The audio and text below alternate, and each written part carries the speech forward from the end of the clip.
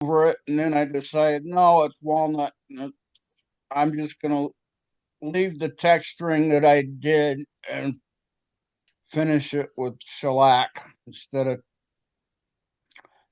painting it. If it had been maple or something, then I would have done the painting. But the walnut's too pretty to add. I've decided. Yeah, in some areas that's a sin, paint walnut. Yeah, Yeah, you're not yeah. I kidding. didn't want to paint the walnut. Next time when I want to try Matt's dry brushing technique, I got a lot of maple out there. I can do it on that. I like painting walnut with iron acetate. If you did Turn it texturing, one black. of the things you could do is white liming wax. That's an option also in What the is that? texture. What is that, Matt? Liming wax, it's a wax and it's white, and it shows up real good against walnut. Okay. Is it like the wax that like you would put on a buffing wheel? I don't think so. It's called white liming wax, Liming. No, it's Um, like one it's of like the, love a it. it's All like right, a watch, paste.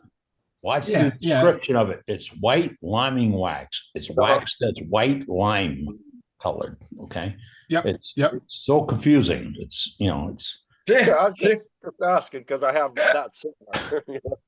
Where it's would You I saw get if it, you Matt? saw Al, you've watched my video from last week's meeting more than once.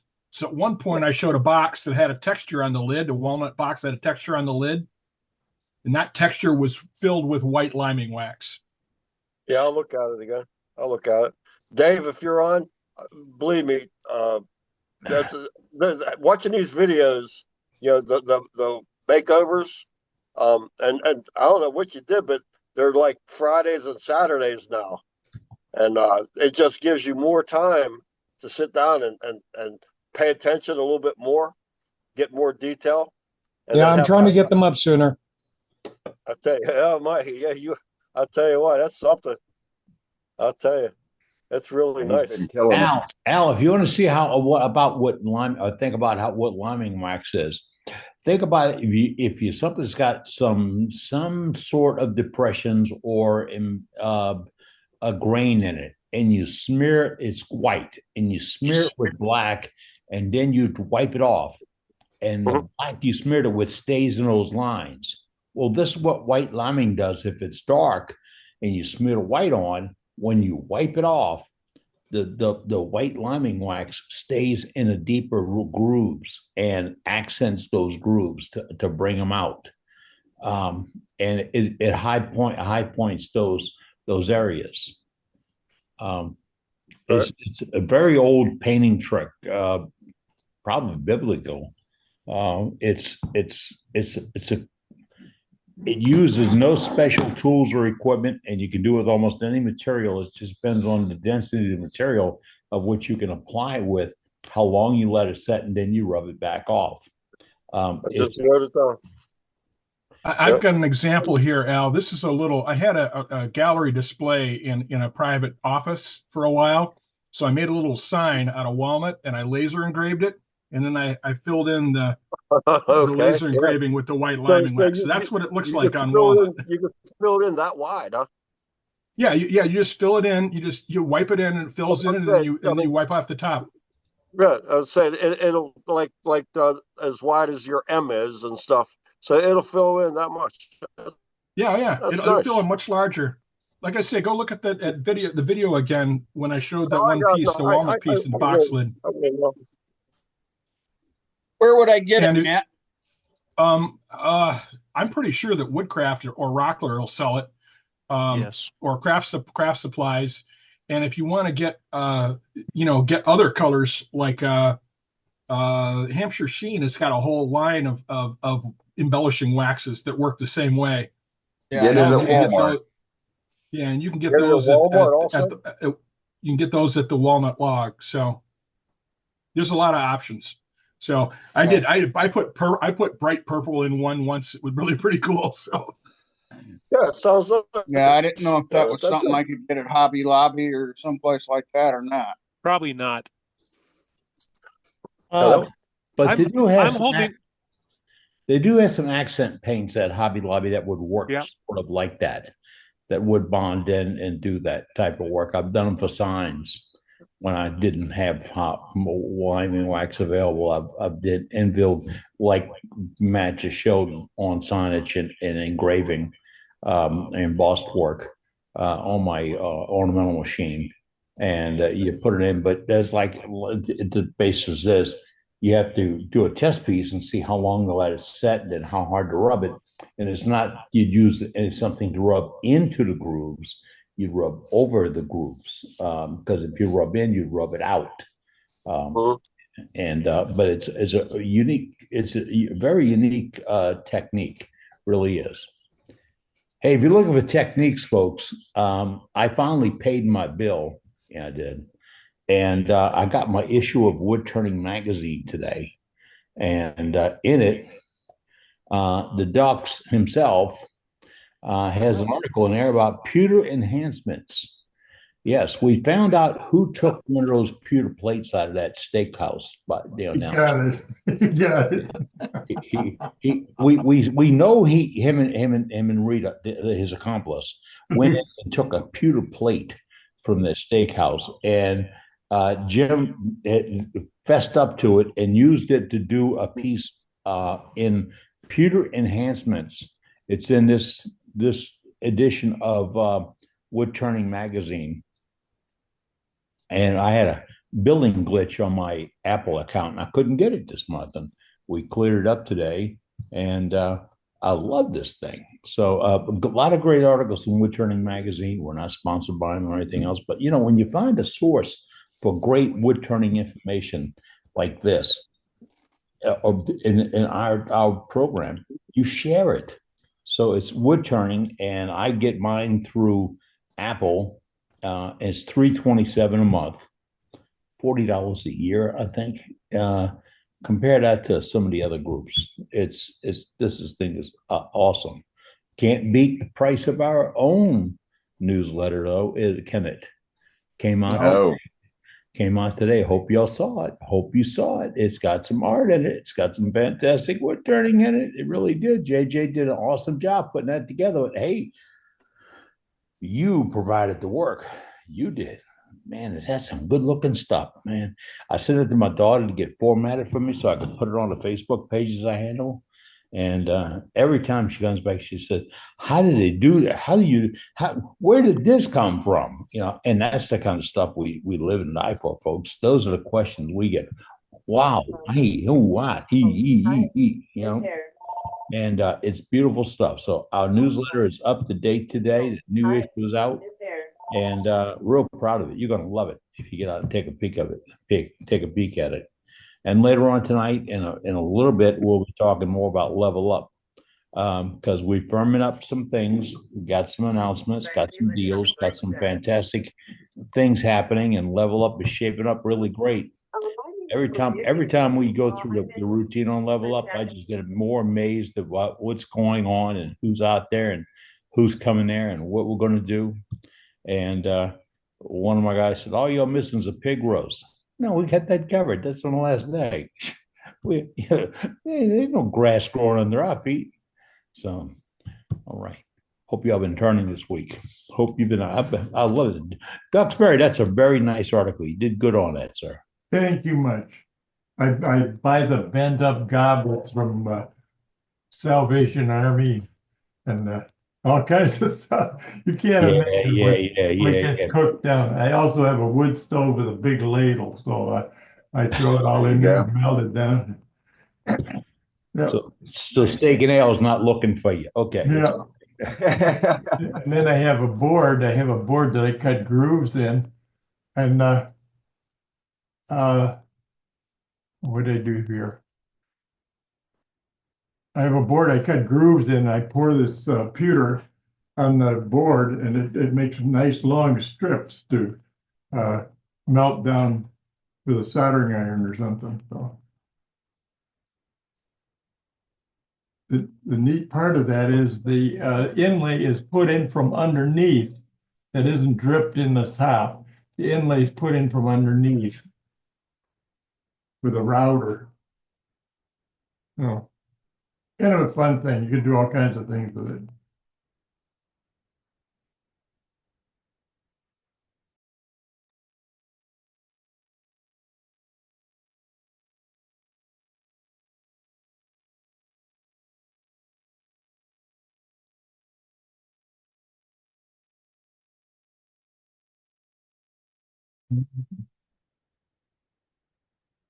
What happened?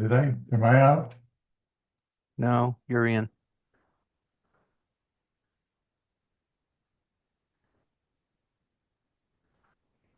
No, Dane had muted all the rest of us.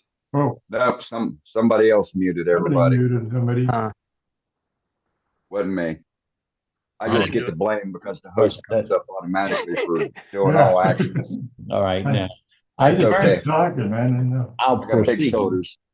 I turned some pewter. I found some tea saucers at a place, and I cut them out, and because you can cut it on a bandsaw, it's not that difficult. And then I made ornament inserts for pieces, and decorated them on my ornamental lathe, and it really turned nice. It was kind of a dare. Somebody said, you can't turn that; it's too hard. It's not harder than my tools. I can turn it. You just be careful. You got to be careful about what you turn no matter what, but just be a little careful about how you're turning it and how you hold it, and it's a done deal. So, but it was interesting. Nice to see when we throw other exotics and other odd materials back into our wood turning. So, kind of nice too, because when you get all done turning it, you take all your chips and dust and everything, throw it in a bucket of water, float the wood chips off, and you can pick out the pewter and reuse it. Reuse it. It's not like turning plastic where the whole thing goes into rubbish. Right. oh, nice. And it is a form of recycling. Okay. You got it. Silver Upcycle. too. I saw Simon Hope turn some silver. I haven't gotten in. I can't find any silver goblets at Salvation Army, but maybe someday. I don't think so. Maybe someday. Right. Maybe check the antique store. Yeah. Mhm.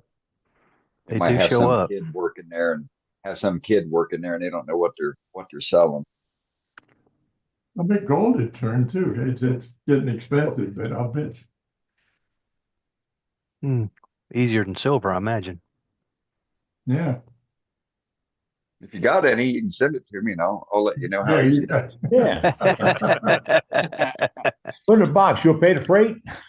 Right? Yeah, you bet. Yeah. All right. You're funny. So, good crowd tonight. Who's been turning what, folks? What's up? Yeah, let's go ahead and get into it with the gallery here. We can start that out here. Let's see. We've got Mr. Kingsley up first here. Papa, got, what's Dave? going on? Oh, well, I managed to get in the shop, which is amazing in itself. And a couple weeks ago, I showed an acrylic piece, and I had some left over, so I thought I'd make a little trinket for my wife for Valentine's Day. I use the proper term. Yeah, I like that's pretty. That's I cool. There you like go. that. Very Yeah. nice. I like that. Of course, Yeah. of course, you know you're going to have to put the hinge in the chat when you're done. Or even talk about it right now. I got it from Woodcraft. Oh, Yeah. really? I think it was $5, something like that. Yeah. And the bottom is crabapple. Oh, It's pretty. Yeah, Great. it Question is, what are you going to put inside of it? That's it. Get 'em. it's already full of air. Overflowing? Yeah, I don't want to get too carried away. Because right now we're saving any extra beans we have we're going on a cruise in April. So nice. Oh, okay. I thought maybe you were saving the beans for level up. No, well, that's down the road far enough so that hopefully some more beans will come our way. Okay, right on. Right on. I thought this was Absolutely. cute. It is And cute. it's Tell us I about- couldn't tell us I about couldn't your polish it. embellishing there. Yeah, I couldn't polish it quite as much as I wanted to because I couldn't hold it. And I tried because I had this still in the chuck, and I tried that holding it, and it worked a little bit, but I found out that if it flies off, you don't have to chase it because it's flopping around. Oh, Yeah, it wasn't very pretty, but luckily I had the tool rest out of the way so it didn't hit anything. But Hey, Dave, at Woodcraft, do they have different sizes of those hinges? no, What size is that one? I think it's about 2 inches, 2? Is it Yeah. 2? Okay. about that. All right. I'm not sure exactly. it brings pizzazz to a simple piece. Oh, it certainly really does. Yeah. It certainly does. Right. I It think there's a supplier in Europe that has various different sizes over in England, if I remember right. yeah, it would be nice to have a little bit larger size because there's Yeah. really not much you can put in a little box like this. Well, if it's worth a lot, you don't need to put a lot. Right. Put Small a things nice come little in- ring in there. Or fold up Nice things come in small Benjamins. packages. Yeah, Nice things come in small packages. Yeah. Yeah. Put those folding beans in there. But Huh? There you go. All right. it was a fun project. Right on. Yeah. Thank you, Dave. All right, let's go to Dewey. We got you, Dewey. Oh, look at that thing shaping up. Wow. Muted. Oh, wow. You're muted. You're muted. There you go. Boy, I'm Sorry glad I'm about- not following that. Sorry about that, Chief. But anyway, That's all right. there it is. It's Hey, look at that. here. This is on my cell phone. It gives you a little bit better. Wow, Yes. look at those horses. Look at the Yeah. That detail. is awesome. My goodness. That There's is Wow. I put quite a bit of iridescent on it. I don't know if you can tell it or not, but there's that. All of those little seahorses. Giddy up, pony. Let's go to the sea. Uh-huh. And That's then really cool. And then of course, Dane, I told you I was going to get different color, different redheads on this thing, on Yeah, different you color. sure did. You Sure know, did. there's Molly, there's Susie, Yeah. Ellen, You got names. there's Sissy. Yeah. There's Next one's Gertrude, Eloise. There's Eloise. and I don't know what the name is for that gal. She's redhead, so she's kind of hot headed. Yeah, the OG. Yeah, there you go. But anyway, that's it. That looks good. I finally Great got job on that. I Yeah. got tired Looks great. Beautiful job. of thanks, and then of course the bottom. I had to engrave the bottom, and so Now, what kind of colors did you use? I mean, to get that much detail. this is all acrylics. All of it is acrylics, and so it's all iridescent paints. All of it, iridescents or metallics. All of it, and then I put a gloss enamel finish on it. I should have put a matte enamel, but I didn't think that I had So- gloss. Your mermaids are raised. In other words, you took wood away with what a Dremel tool. Yes. Dremel type tool. Yeah, rotary tool. Right. All positive, Uh-huh. Just beautiful. positive relief inside. Well, you look, see the little hole?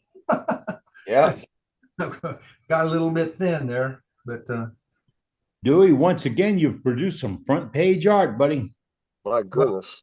Thank you, thank you, thank you. I appreciate it. Yep. And now on to the next thing, which Well, we can't wait. We can't wait to see it. That's beautiful. I That's haven't beautiful. decided what I'm going to do. I may take a vacation for a while. I don't know. But anyway, there they are. Send in pictures, please. I'll do that, sir. I'll do that. I got a bowl I need to send to you too. So anyway. Anyway, that's the end of that one. Thank goodness. All right. Thanks, Dewey. Hey, I've got All right.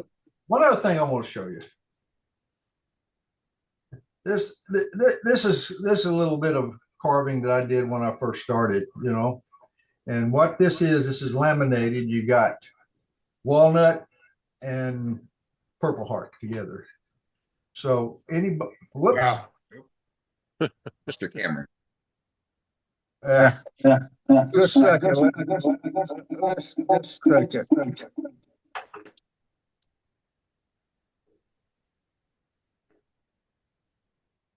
There. Now we'll go someplace else. Yeah, well. Anyway, can you hear me? Yes. Yeah, we got you. Okay, good. Yeah, there we go. But anyway, like I said, if anybody wants to, that's a good thing. If anybody wants to start carving stuff, that's a good little thing to start. Starter project. Beautiful idea. Yeah. You carve away the top laminate to expose the Purple Heart coming through. That's pretty cool. Yeah, pretty nice idea. You can do that. Okay. But anyway, all right. That's all I got, guys. Thank you a lot. Appreciate it.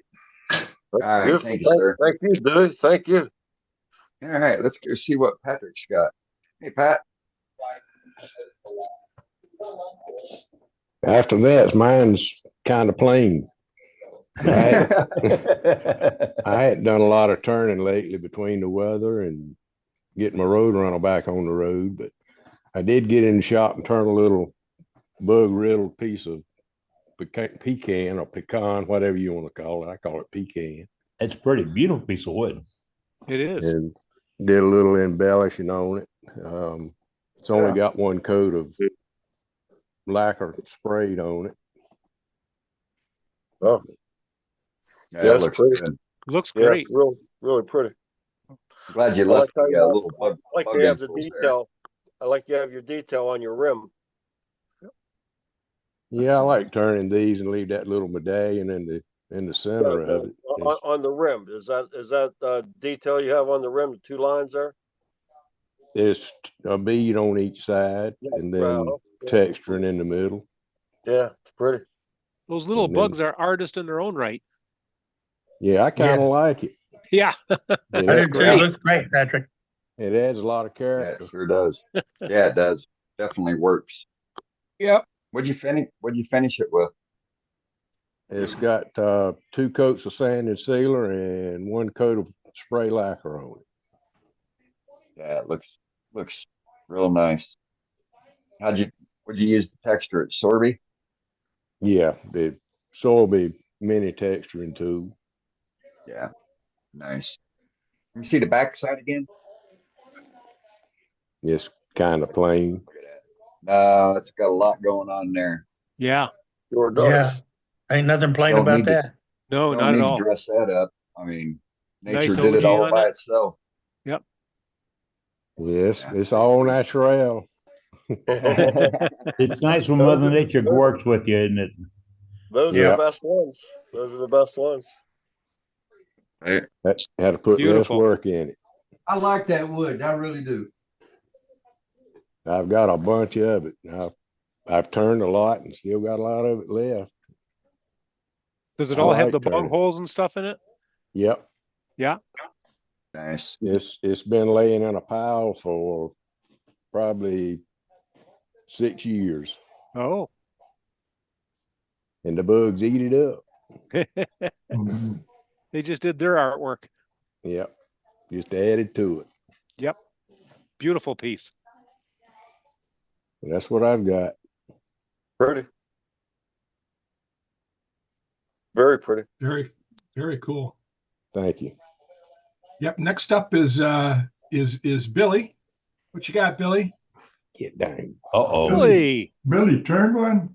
How do we I put finally the- turned something. Isn't it How amazing? big? Wow, you know, Probably use the fish pole. Oh my. This- There you go. This is the body is cedar elm. The roof is live oak, and got me a little birdie on him. The finial is part of the elm.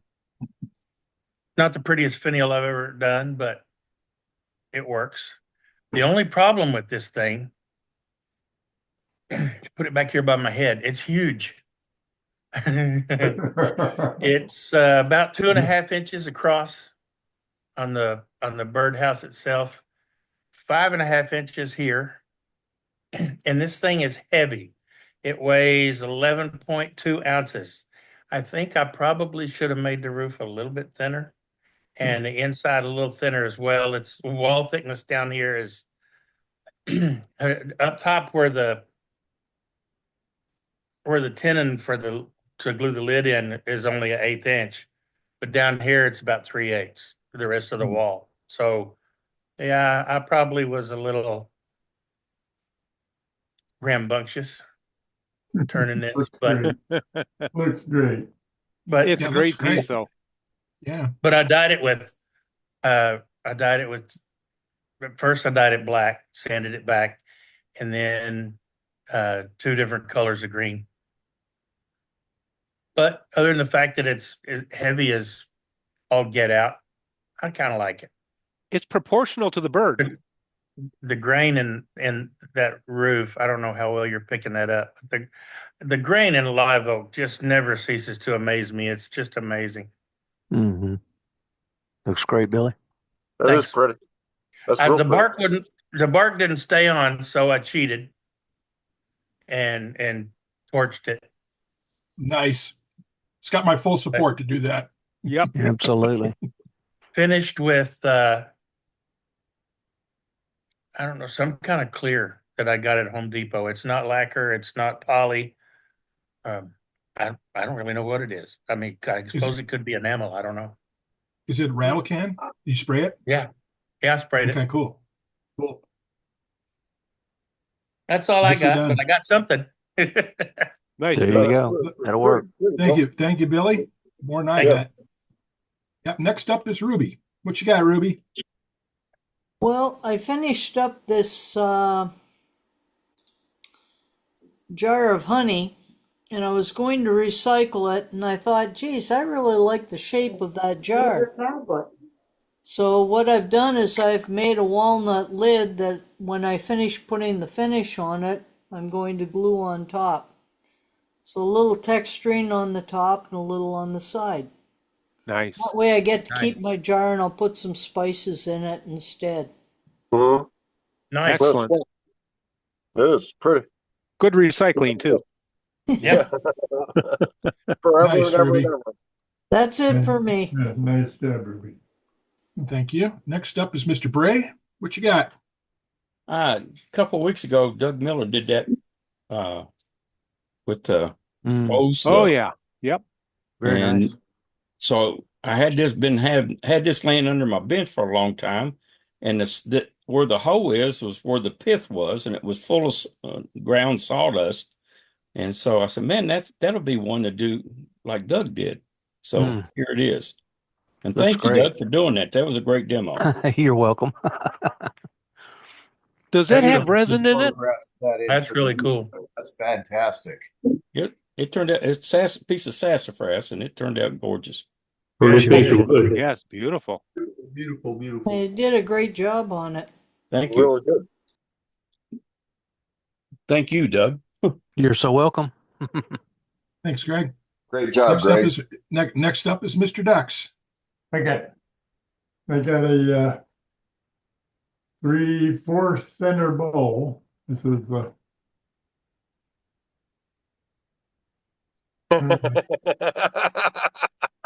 Go off. Oh my goodness. Turn the whole volt in the cavity is offset about 3/8 of an inch, I think. Mm-hmm. Anyway, just to see if I could do it, but Yeah. I'm learning. I think you did it. You'll Don't get ever there. stop, Jim. Yeah, how many spots? How many spots did you grab to do that, Jim? How many what? Yeah, how many spots did you take? To make the bottom. I'm looking at the bottom. Yeah, This is on 4 centers. You mean centers? okay, four Yeah, centers. centers. Yeah, it's on 4 centers. And there's the center of the piece, center here, and the center here. Mm-hmm. Wow. I also They're waiting to see something that'll pop out. Yeah. Oh, wait till you see the next. No, wait till you see the next one. The next one's going to have the ball's going to go in at an angle. I'm working on that. But don't hold I your can't breath. wait, Jim. Yeah, don't hold your breath, but it's coming. I can't wait either. Hey, Jim, no, on the bottom again. Okay, so so you had a tenant there. Okay, that's okay. I just want to make sure that so then the bowl on the top is center of it, and okay, all right, okay. No, it isn't. No, okay, to see it. Okay, that's what I was looking at. Okay. You Right. used your Dutch chuck, I'm assuming. Yeah. Oh, Yeah. and instead of putting the tenant on the bottom, I glued on the bottom. The tenant on the top, I started using, on a Dutch chuck, you use a 1 5/8 tenon from what you guys have seen. This one's, I got bigger. I got all kinds of chucks now. I think I used 2.5-inch discs that are 3/4 inch thick. And I put a number 14 metal screw through the center. So the metal screw acts like a screw chuck, and you screw the tenon on here, so you don't have to wait for this tenon to dry at all, and you can take it off and put it back on, whatever. That really works neat. I'm going to do way more of that. I'll show that more. Cool. But that really works nice. Anyway, I'd like to see that setup, Jim, too, when you get a chance. I got to do more of So that. great in the newsletter. I'm going to have to go down to Tom Kenny's house more. Yeah, you do.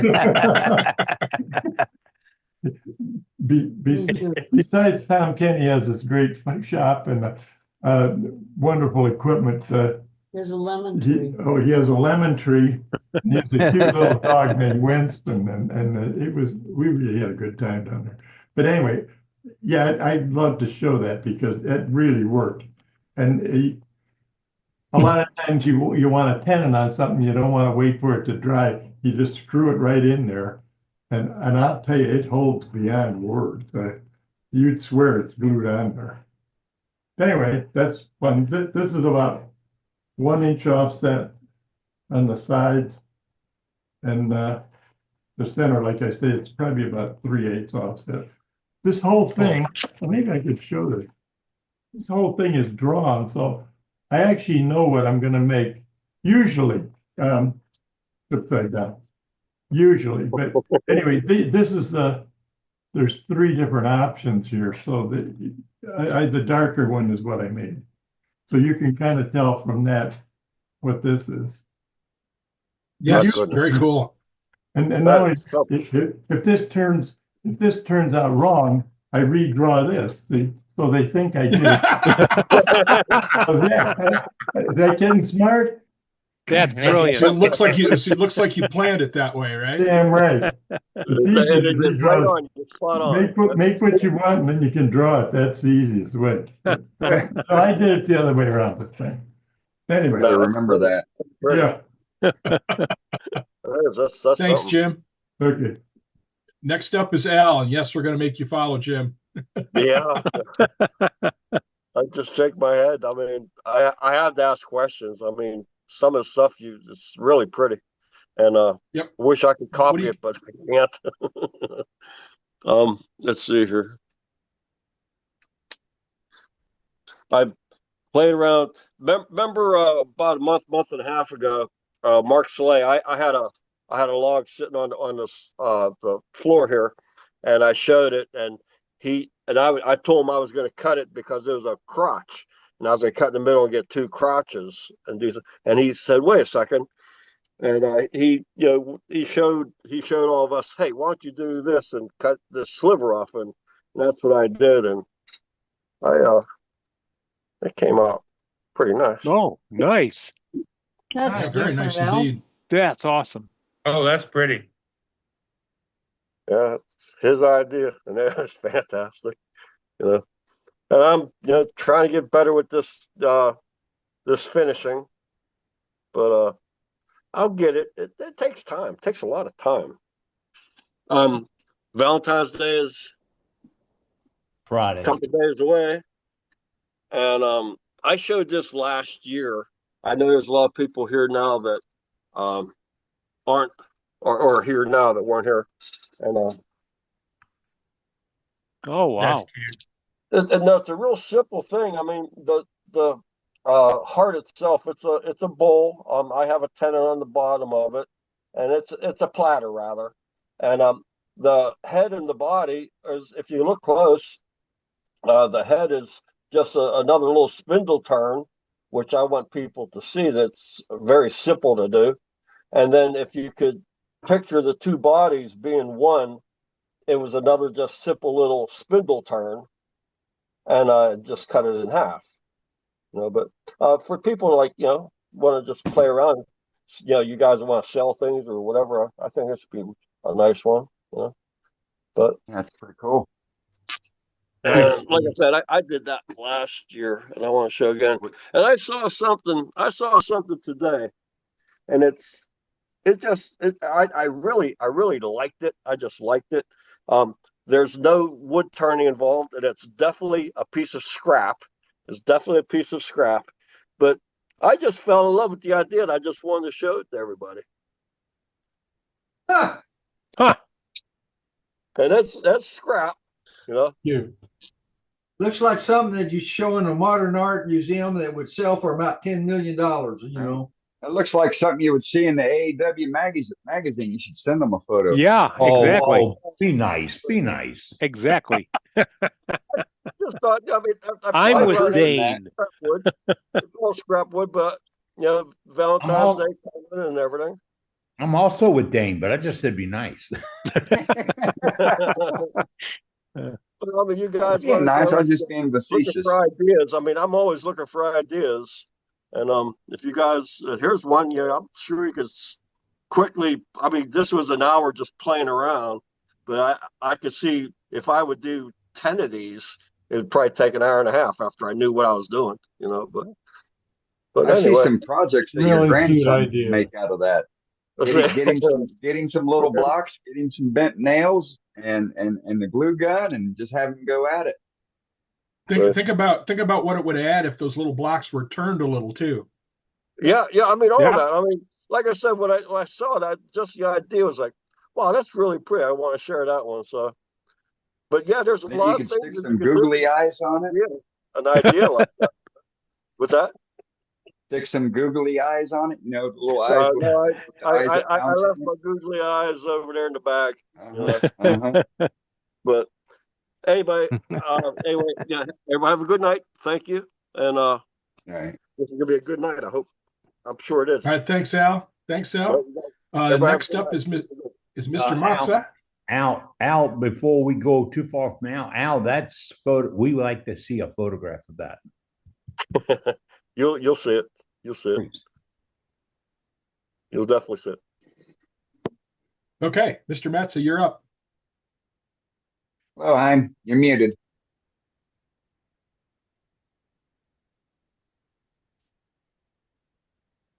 You have to press the space bar on your computer if you're on your computer. Okay. There we go. He's We got you. it. I have this, like, I don't know, 12 different ways about in the garage. And I decided to do something, but it's full of cracks. You can see it. And what I did is CA glue black on all cracks I had. And the fiber was so tight. And eventually I decided to, not to go all the way through, but they put the glass in there. Nice. Nice. And it's the same technique I used, the black, yellow, and green. and they blend the colors together. The match it is. Very pretty. Yeah, I love that that. is beautiful. That's I love pretty. that color. You Yep. see the bunch the cracks all over place, but it's a Oh, yeah. AC glue black. It help. Right. What kind of wood, Hein? I think it's a maple Yeah. boron, because you can see Yeah, Oh, yeah. yeah.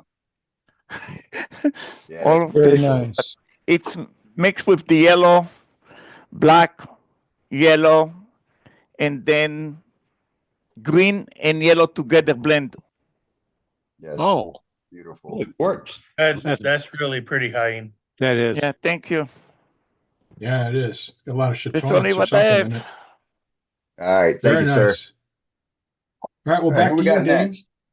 Nobody. Oh, we're at a low in gallery. So, okay, well, we can let's talk a little bit about level up. Let's swing back to Captain Eddie, and we'll just do our little update on level up. Do I look perplexed? A lone gallery? Come on, folks. But no, No, we right? yeah, all this fantastic art we're turning out, and some of these pieces are just awesome. I'll let y'all know. The Level Up team meets each week to fine tune the program, and I mean fine tune. We've talked about bringing in vendors. In a little bit, we'll be able to tell you who those vendors are and how we selected them and how they've accepted and what we're going to go on. And we're being very careful about this.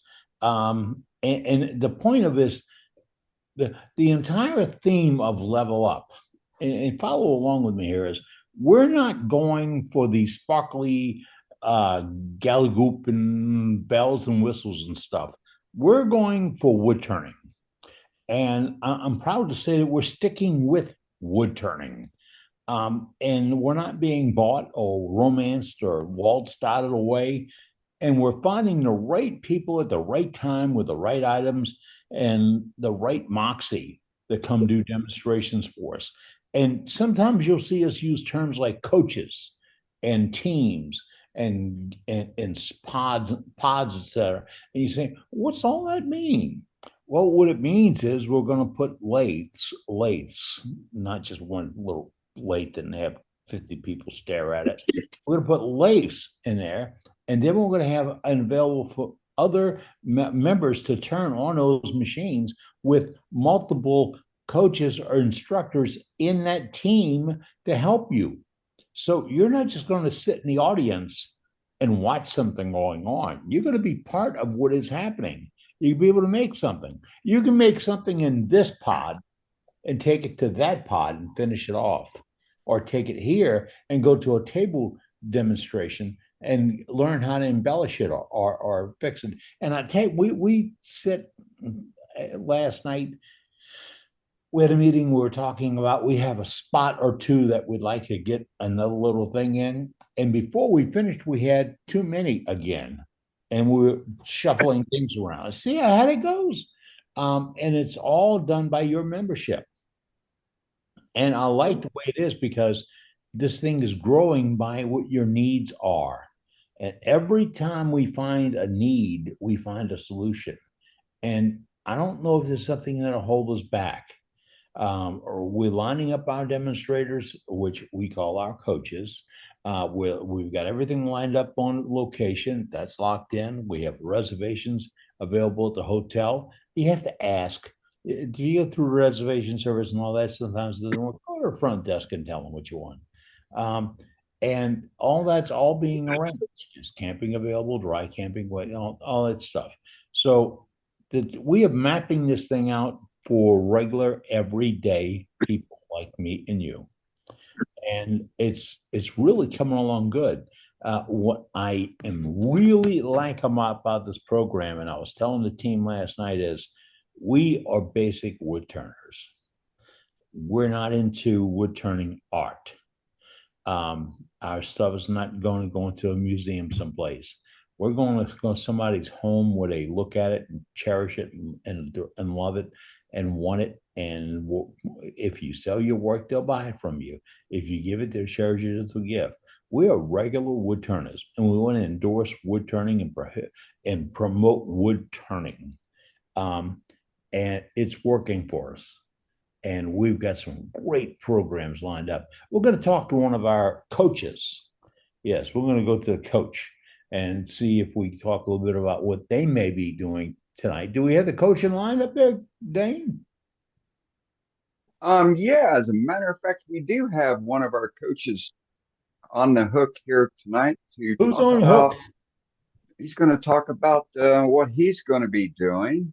Let's see, Mr. Hales. Uh-oh. We got you now, Gary. Hey, look, there. I thought it was him. I wasn't too sure because I didn't want to introduce him. This could be got an trouble. example. Everybody heard Captain Eddie's uh-oh. What we're going to be doing is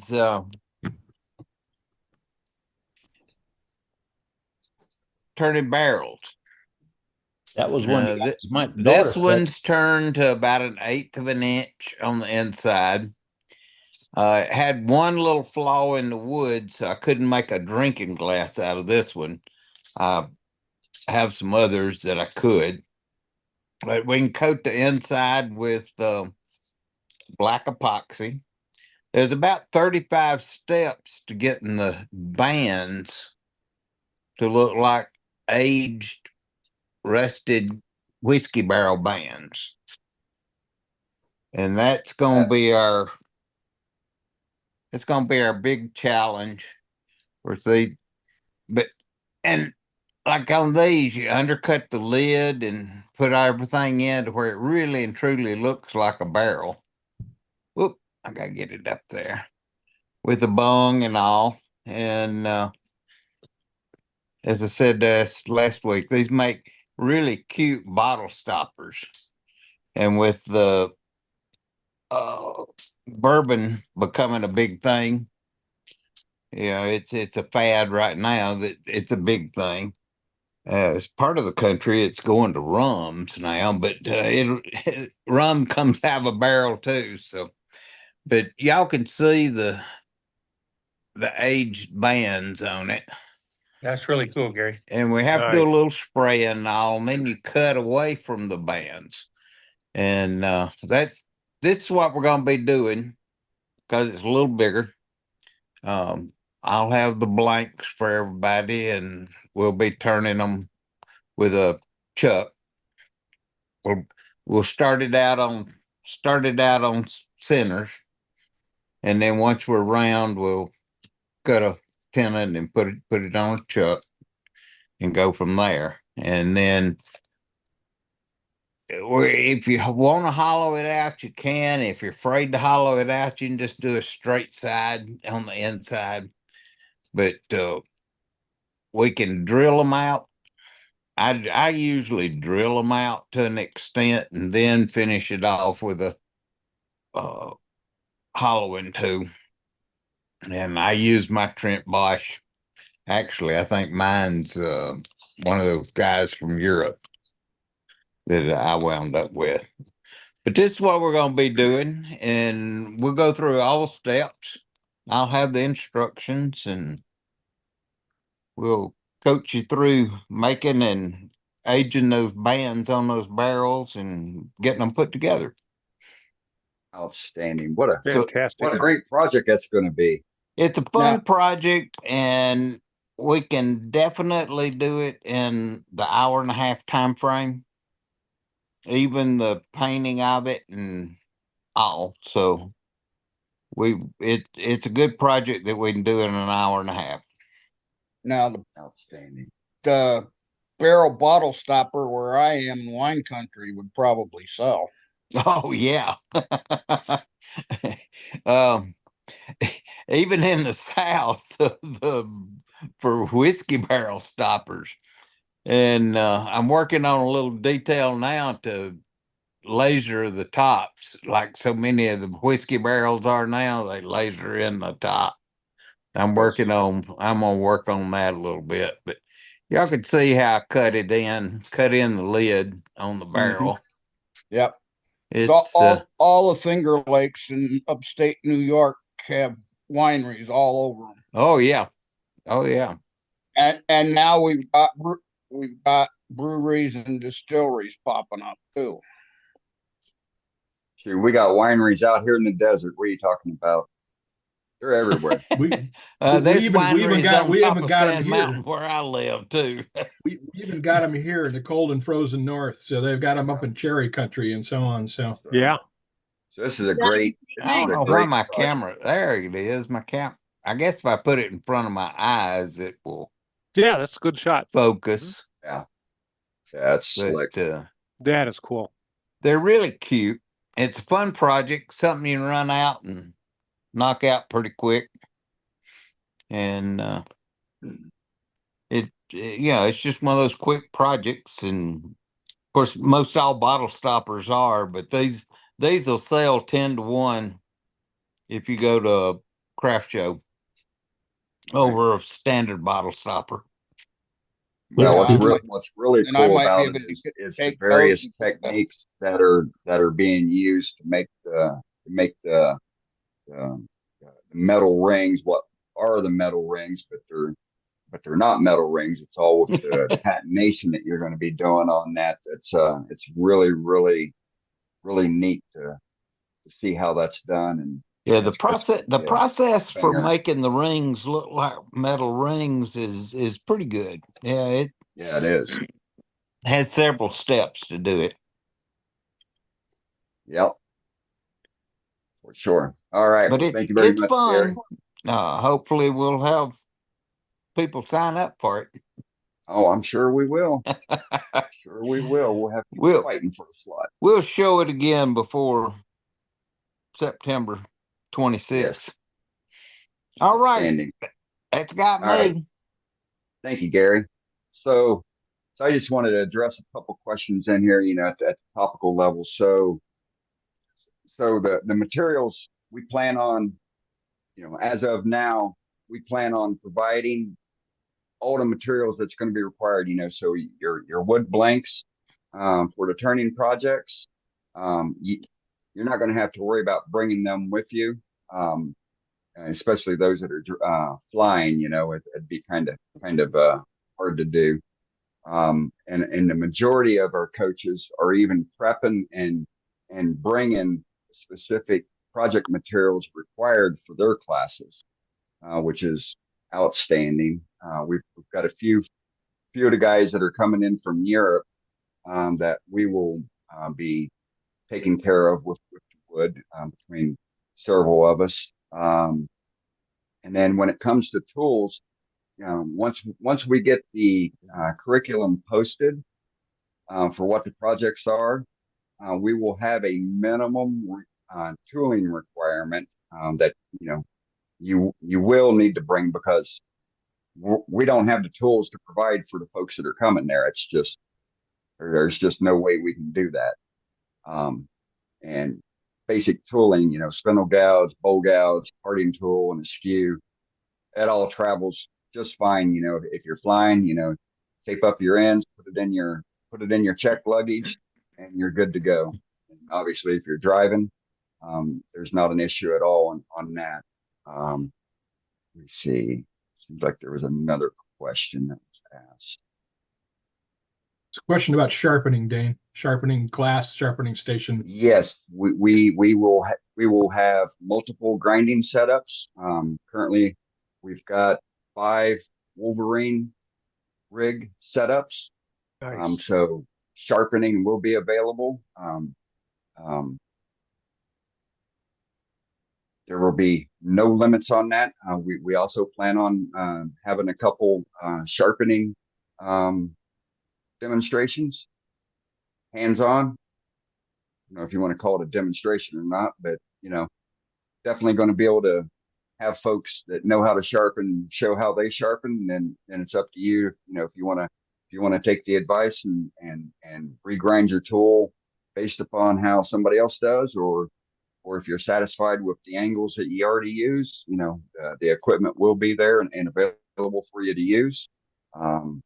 So there's definitely not going to be an issue there. And 99% chance positive that I'll be walking around and I'll probably see somebody and they're turning and they're instead of putting shavings out off of their tool and they're putting dust, and I'm going to say you probably ought to go to the grinder and sharpen that tool up. So there's not going to be an issue with that. Yeah, I don't know if this is relevant, but whenever I attend an event, if I'm teaching or I go to, spend any kind of event, I always, take some time and make sure all my tools are nice and sharp before I back them up. So that's advisable to do that. So, and if you don't, there will be time, to be able to get the tools sharpened before the pod sessions. And then speaking of pod sessions, so a lot of us are former military, so we use a lot of military acronyms and terminology just because that's the life that we came from for so many years, and it's just very applicable for a lot of stuff. And so when you hear us talking about a pod, think of whales. It's a group of whales. You got a leader of the whales, and then you got some insubordinates behind it. So when we're referencing at the pod level, this is where you're going to have a coach, and then you're going to have got the coach on one lathe that's showing the project that he's doing, certain steps, and then the other people that are on the other 4 lathes within that pod. One pod is currently five lathes, and then the other 4 people go to working, making that particular dimension or cut on the project that they're working on. So that's what the pod means in the most simplest terms. And there's no more questions on that. Let's see. Let's talk about our hotel. Why don't you differentiate that between that and what your guys are calling anchor sessions? Yeah, so the difference between a pod and the anchor. So the pods is where the individuals are getting full-on instructional information, hands-on, and are able to start with a blank piece of wood, and by the time they're done, they will have a completed project.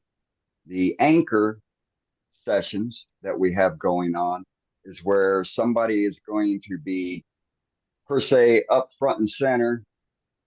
Folks are going to be gathered around watching while, and I'll use Paul Hannaby as an example. And he's going to be showing how to thread chase on a piece. And he's going to be demonstrating and explaining and talking about the techniques that is required to be able to chase threads properly.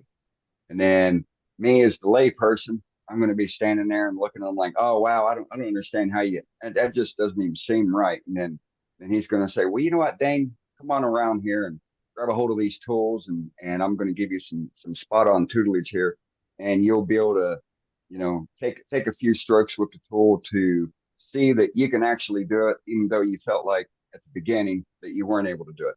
And then you go back around and he takes back over and continues on with the anchor project that he is showing. And so that's the difference between an anchor and a pod. So he's doing at the anchor level, they're doing techniques, not so much as a full-on project. Could be a full-on project, don't know yet.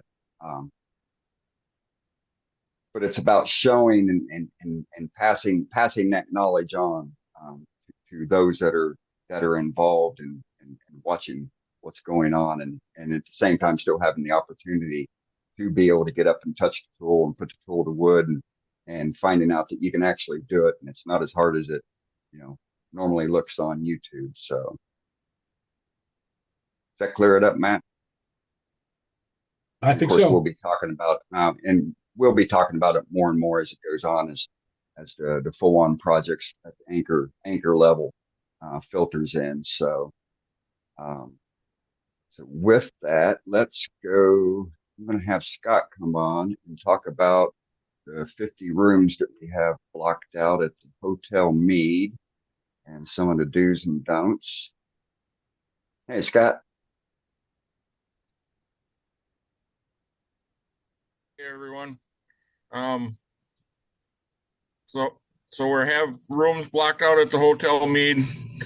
Obviously, if you Google Wisconsin Rapids, there's other hotels, but we have 49 rooms blocked out currently. There were 50, but somebody registered. And there may be less now. I just was notified that somebody did register. The room rates are $130 a night. If you need a handicap room, please tell them that you need a handicap room. Call the hotel directly, and talk to somebody at the front desk, because they're the ones that are aware of the blocked out rooms. If you need a handicap accessible room, you have to tell them at that point in time, when you register, so that they're aware of that, because they'll switch some rooms around to get you in a handicap room. The rooms will have 2 queen beds. There is going to be some camping stuff coming out here in the near future. Once I get the stuff from the county and on the 2 local campgrounds, they're remodeling one this spring, so I might not have a lot of information on that one till fall, but those will be available too. And the one they're remodeling actually has a few more amenities than the other campground. So it's a little longer drive, but it's still worthwhile. It's not that far. It's maybe 10 minutes further, because you got to drive through the town and then out of town a little ways. So, but that's a beautiful campground. It's on a river, so it's pretty neat. And I'll have restaurants and stuff coming out here shortly too, list of restaurants and stuff. So keep your eyes open to the website, to the Facebook page, and the newsletter. All that stuff will be coming out soon.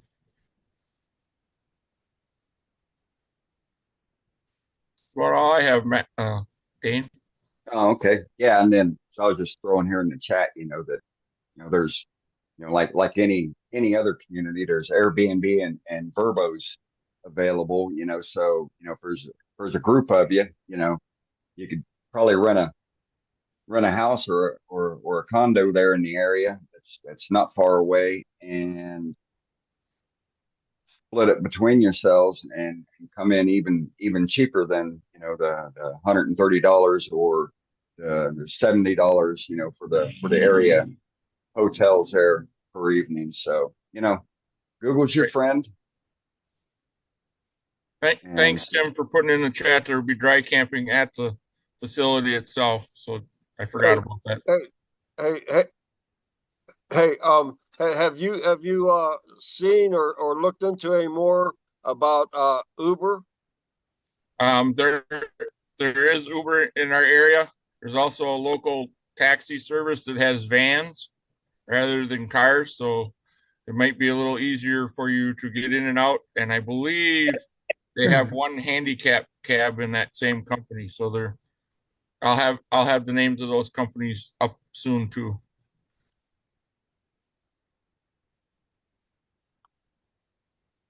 And if you're flying in from central Wisconsin, I know they have shuttles.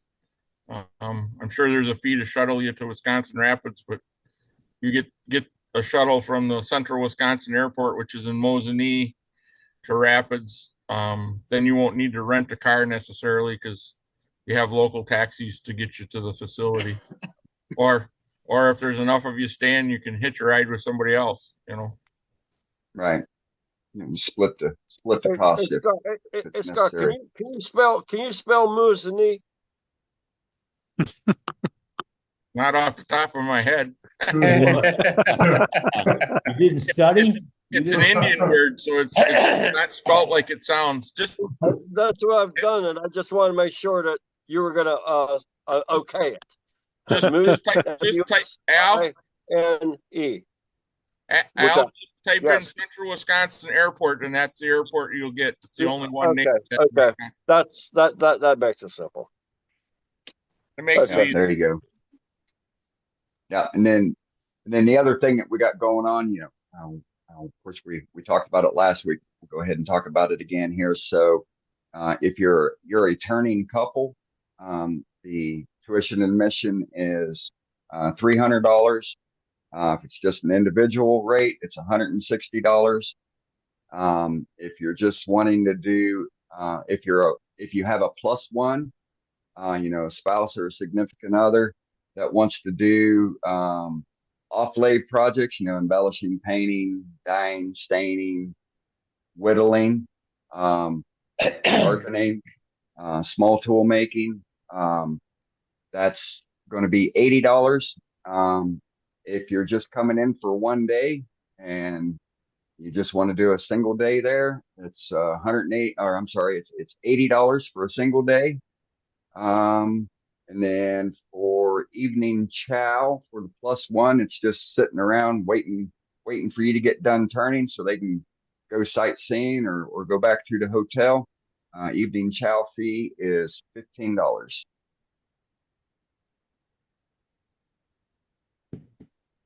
Cheap, cheap, cheap all the way around. Yep.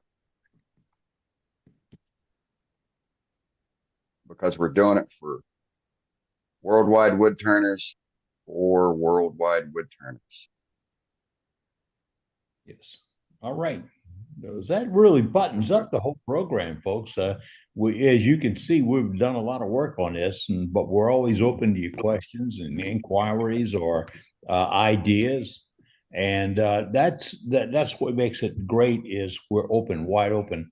If you've got anything like that, you just get a hold of us. It's level up at worldwidewoodturners.org. That's our mailing address.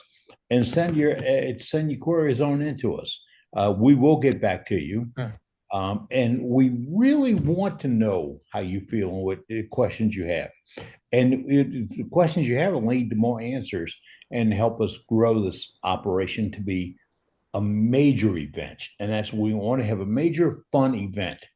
And if it's hard to believe, but it's not about the buck. It's about having a good time and learning a whole lot about wood turning. And what I was sitting here a little while ago, sitting here looking at what we're going to do is the little whiskey top bottle things. All right, play it in your mind is what can you do with that? All right, bottle stoppers, jars, tops, earrings, pendants, necklaces. Okay, now you're working with me. You see, this is going to feed your mind, and this project and hundreds of other things we do are going to feed your mind onto ideas you have and ways you can turn that's going to enhance what you currently do. And all that's going to happen at Level Up, all of it. And it's going to come out magically. It is, because if you're in a relaxed situation where a lot of friends are there and you can have a good time and enjoy what you love the most, it's gonna pop. It really is. It's gonna pop, and you like it. So it's called Level Up, and as progress goes on, we'll just update it as much as we can and keep you going. But only if you ask questions can we answer them. And there'll be a campfire every night. Yes, we'll be burning up those pieces that you are embarrassed about. There'll be no evidence, none. No, there's no scrap wood. We can always paint them and carve them, Eddie. Yeah, well, no evidence, no evidence. No, and by all means, I got some very interesting ideas out of burn piles in similar events. So, okay, that's going to be a Watergate moment. Yeah, that's right. And by all means, if you have questions, or if there's something that you're curious about that we haven't covered, I can almost guarantee you we've not thought of everything yet. So please bring it on. We need to be super diligent about making sure we cover all the bases. We will. We'll cover them. Y'all tell us what's got to go where. We'll cover it. Yeah, and this is the first. If you want to bring your lathe, you got a small MIDI lathe or whatever, you want to bring it up there to Level Up and add it to the pod pile, let Dane and Billy know so we can add it to the curriculum. Yeah. Yeah, so we can freeze Tim up. Right. We'll be doing tips and tricks about getting ready to come to our Level Up because a guy came by today to see me, and he stopped by and said, "Hey man, can I show you some tools?" And he went and got a bucket, and his tools in a bucket. But he had every one of them slipped into a pool noodle that he bought at the dollar store. So we went and got these $1 pool noodles, which is a foam thing about 2 inches around, the hole in the middle of it. And all his tools slip right in there. The handle held them in, and you can't beat up the end on it. Don't cut the bucket, don't cut the chair or the furniture or the fabric or anything else. And I said, "Isn't it the idea?" And he says, "Yeah." He says, "You only put one tool through the seat in your car, and you learn how to fix it." So, but we'll give you some tips and hints on how to get things around and what tools to package. And remember, your favorite tools are your best tools, and we'll tell you what the ones you should bring. It's going to be a great plan. Great plan. Okay. Is it all right? Well, with that, just reading that last comment, biting my tongue, along with the thumbs ups. All right, so with that, let's we have a demo scheduled for this evening. I'm sure that's why the majority of the folks are here. Do you want to do a few more galleries first, Stain? We got 3 more people. Yeah, let's go ahead. Yeah, let's go ahead and get the galleries done, and then we'll go to our demo at the top of the hour. Thanks, Matt. Okay. Yep. Next up is Leonard. Let's see what you got, Leonard. Got a big cat or dog there. You turned a cat. Cat. I hope that's not, is that a cat? That's a cat. That's one of them. Okay, so I hope that's better. So I got a few pieces that I've been working on. I got a niece who's coming up who's getting married, and her sister's a florist. So she asked me to make some vases. So I've been kind of experimenting with different shapes. I don't know how many I'm going to wind up making, but this one's a maple. It's got some color to it. Different shape. That's nice, Lynn. This next one I had so many problems with. It's a piece of cherry, and it looks really nice. You can see some cracks up along here, and then they'll show up or not. This thing just kept cracking on me. I have no idea why. Oops, wait a second. Grab the wrong one. There we go. That's better. Okay. This thing just kept cracking and cracking and cracking. Every time I can't go full time, so it's just I get 20 minutes here, half hour there. Every time I go down into the basement, it would just crack. I filled it with black super glue. Actually, that didn't come out too bad, but just kind of experimenting with different stuff. But cracking and cracking and cracking was just, I don't know if it's just cherry or. I'm guessing it was wetter than you thought it was, Lynn. It's possible. It came down in July. Yeah. So probably was. And then this was a crotch piece that I had cut. That's cool. This is a piece of elm. Came down a couple years ago. It started off actually about 3 inches taller, but it was so punky. I kept trying to harden it and cut it, and I don't know whether my tools weren't sharp enough, but I'd get a catch and then I'd cut it down some more, and catch and cut it down some more. But I like the color of it. The spalting is amazing. And my wife wants me to make one that's like 3 times the size, but but that's what I have. Leonard. Yeah. As far as the cracking and splitting, what I've been doing, if I know I can't finish a piece, I've been sealing the outside with Tight Bond glue. Okay. To slow down the drying, to try to keep it from cracking. All right. Yeah. Another option is to wrap it in the plastic, the shrink wrap. Yep. Just just wrap it around. That helps too. Or put a plastic bag over it.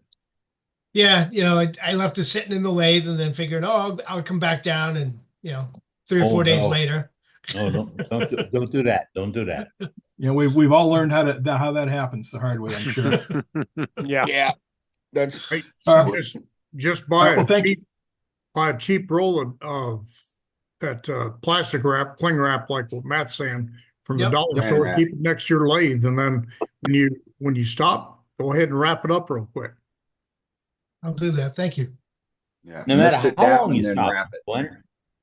Yeah, a saran wrap. It's a real cheap way out. And I've seen demos where we broke for lunch and the piece got warped out of shape and could not get back on it, just breaking for lunch. So, and just a quick move or a wet towel. Who did it? Our guy, one of our favorite terms. I can't think of his name. He just threw a wet towel over the top of it. And somebody asked me, he said, I don't want it to dry at all. And when we came back, it was like cutting butter again. So That's a great idea. yeah, y'all know. All right, well, cool. The grumpy Thank old you. guy. Cool. All right. Well, next up All is Randy Smith, who says he has something audio to show us. Audio? Yeah, we don't know. Dana and me are very Yes. confused. So. Yeah, he refused to answer. Huh? Well, our local wood turning club has a booth at the Pennsylvania Farm Show. It's in January, and they have an estimated attendance for the week of about 500,000 people. Wow.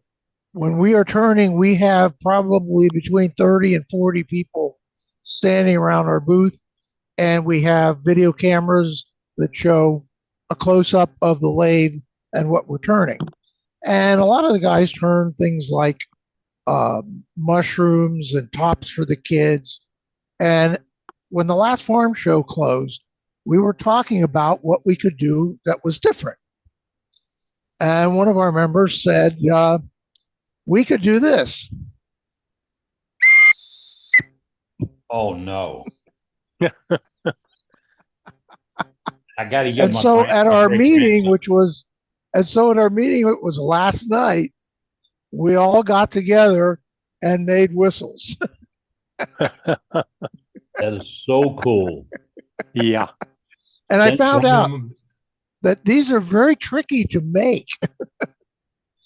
Like this, they call this this little thing in the middle. They call it a fipple. And you could just move that by about a 16th of an inch and change the tone of the whistle drastically. Even sometimes it won't work at all.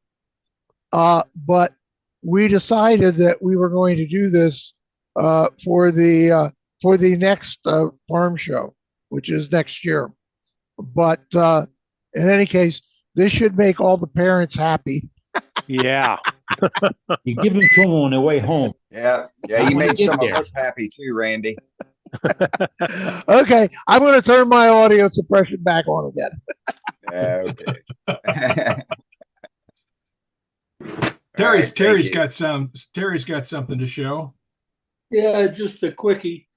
Not too much to show. I got out a little bit, had a lot of honeydews to do, but I was sitting around looking at the phone and I looking at the webpage, our newsletter, and Bob Grinstead did a 3-cornered bowl. Well, I don't have any good wood, so I said, I'll just pick up a 2x4. Well, it was a 2x8, I think, and make a bowl and see how it worked out. Somehow I got near some kind of a knot or something, and there's sap right here. Made it kind of funny looking. But anyway, it was just a quick. Bob's was a little different. He put he's got his so that it's on a stand. The base and the wings don't touch the table. I just made it suspended. One other thing I did wrong is I put a recess in it, like the one that he had, and chucked it up like that. But if I would have put a tendon on it, I would have been able to get a little deeper because I could have worked into it. But I just did that, just playing around. It's not finished. It probably never will be. But then I was just playing to see how it worked out. And then I made a top for it. And I just found an old finial laying on the workbench and stuck on there. And it came out okay. It was just a technique. As you do, huh? That's Very yeah, that's, laying on the workbench, huh? No, that's beautiful. That's beautiful. You know? That is. But I don't know. Wow. I don't know about embellishing it or. Wow. It'll probably never go any further than this. I just thought I'd show it to you. But thanks a lot, Bob. I just want everybody to know that we do pay attention to all your efforts and stuff that we put in there. And that's where it came from. Yeah, thanks, Terry. That's Yours all looks I good got. too. Just any old finial laying around on the table. I like that. Yeah, Very just nice. laying on the workbench. Yeah, I like that. Just blase, Yeah, I've got blase. some just like that, doing the same thing. Uh-huh. Next up is There's Mr. lots Calvin. of stuff What do you got? on the bench. Well, thanks for letting me join. I have You not bet. been turning very Welcome. long. I've wanted to turn my entire life, and I just got a lathe not quite a year ago. And so this is a box elder that I turned. Oh, yeah, that's Oh, great. beautiful. That is beautiful. This That's one's pretty. Look at that. just What over kind, an of, eight. what kind of lathe did you get? I got a Shop Fox. There you go. Okay. You'll be So- friends with Bob Grinstad. He makes some shop. Oh, no, it's Shopsmith. Never mind. Sorry. Well, I mean, This here is an Aspen that I turned. there you go. Oh, pretty. Wow. Beautiful wood for sure. Yeah. I tell you, it is so much fun. And this is a I'd never done an end grain, and so I thought I would try it. So this What is a kind of wood? ash. Wow. Wow. Yeah, turned out good. That's some interesting Looks ash. awesome. Yeah, Yeah. that's really And pretty. This had only been cut for maybe 2 weeks. Oh, And wow. So Wow. it was really wet, and I was afraid it was going to crack, but I got a little crack right up in here. But I just put some CA in, and now it's been dry. It's been in the house, and I finished it, and it's been dry now for probably 2 months. So Very I hope it nice. doesn't crack anymore.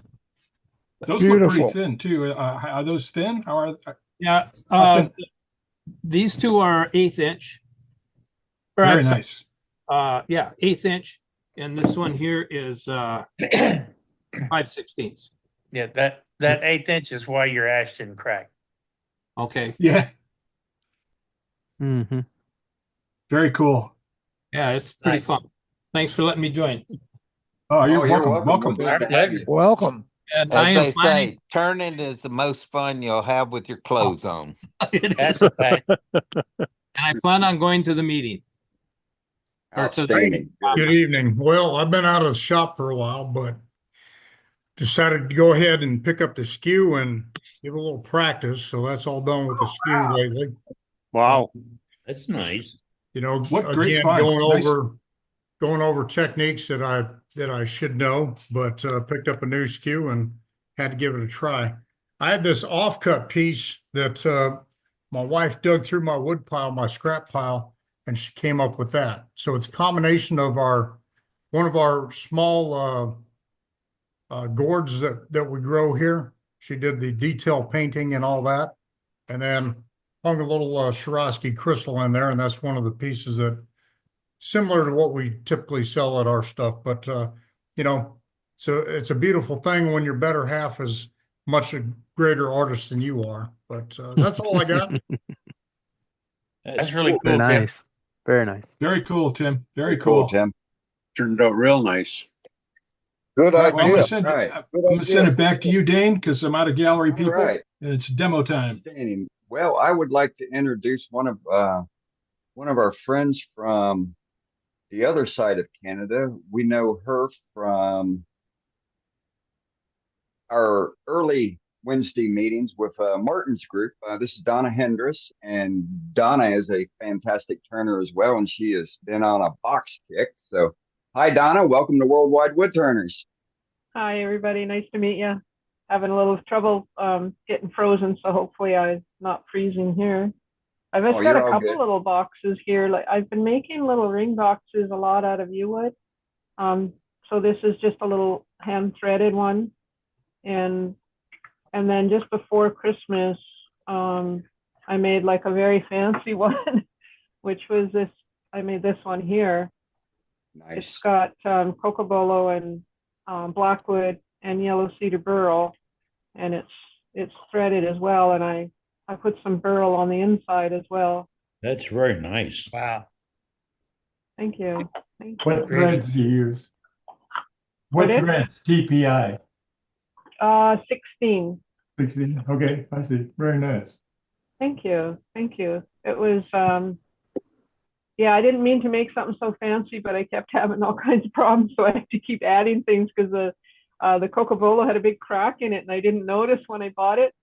And so the black wood was to try, I didn't think I could thread it. So then I put the black wood and then, yeah, I just kind of kept adding and but pretty happy with it, but it was a lot of learning. A little, it definitely, I mean, I did it, but it was way beyond my skill level, to be honest, but. Yeah, you killed it. Thank you. Got you. that little bitty one that you made the other day? Oh, the little tiny one? Yeah, it's up here. Yeah. Oh, this little guy, I decided to join in on that tiny little, they were doing on Instagram. And then if you can, you might be able to hear it. Yep. No, I didn't. Got a little pop fit. A little Wow. pop, yeah. Pretty cool. That's Thank really you. cool. Great job. All right. Once again, on behalf of everybody at Worldwide that are here, and then the thousands that are on the Facebook page, welcome to the group, and can't wait to see more of your turnings when you pop in every week to show us. So, Yep. And don't forget to send some in for the newsletter. Pardon? and there's Send it in for the newsletter. Oh, like pieces? yes, no, pictures. send So a we have a photograph. So we have a newsletter that we publish bi-weekly. Oh, wow. And it Okay. encompasses all the photos, from not only from the main group here, but also folks on the Facebook page or the web page, and they send them to the editor. So I just put the editor email address in the chat. So snap a picture with your phone and send it off. Give a description of what it is, and you will be published in a top tier publication that we've been doing now since January 3rd of 2024. Haven't Wow. skipped a bi-weekly issue yet. So, and we have all the issues on the webpage, so you can go back and look at them individually. We've also got a master file that has the whole year, and within the newsletter we also have tips and tricks on how to do stuff and full-on projects, neat projects, step by step with pictures on how to do stuff. It's yeah, you have to take a look at it. It's Oh, that's we're exciting. breaking the Exciting. mold on what a turning group is all about. So It is the most unique newsletter in wood turning history. Wow. Well, Just I live on like a really tiny island. Well, it's a big island, but there's hardly any people here. And so, I'm learning by the grace of wood turners like yourselves and Zoom and Instagram and that kind of stuff. There was nobody here wood turning except me, as far as I know. Well, we're here for just eventually- that reason, Donna. Well, this club was created just to bring people that want to talk and work returning together and with no boundaries. And we've had a great time of it. We've got members with us for more than 5 years now. I just started Birdhouse Bob's in a coop tonight. all right, Birdhouse Bob. Birdhouse and- Bob comes and, And he goes. missed me showing off my birdhouse.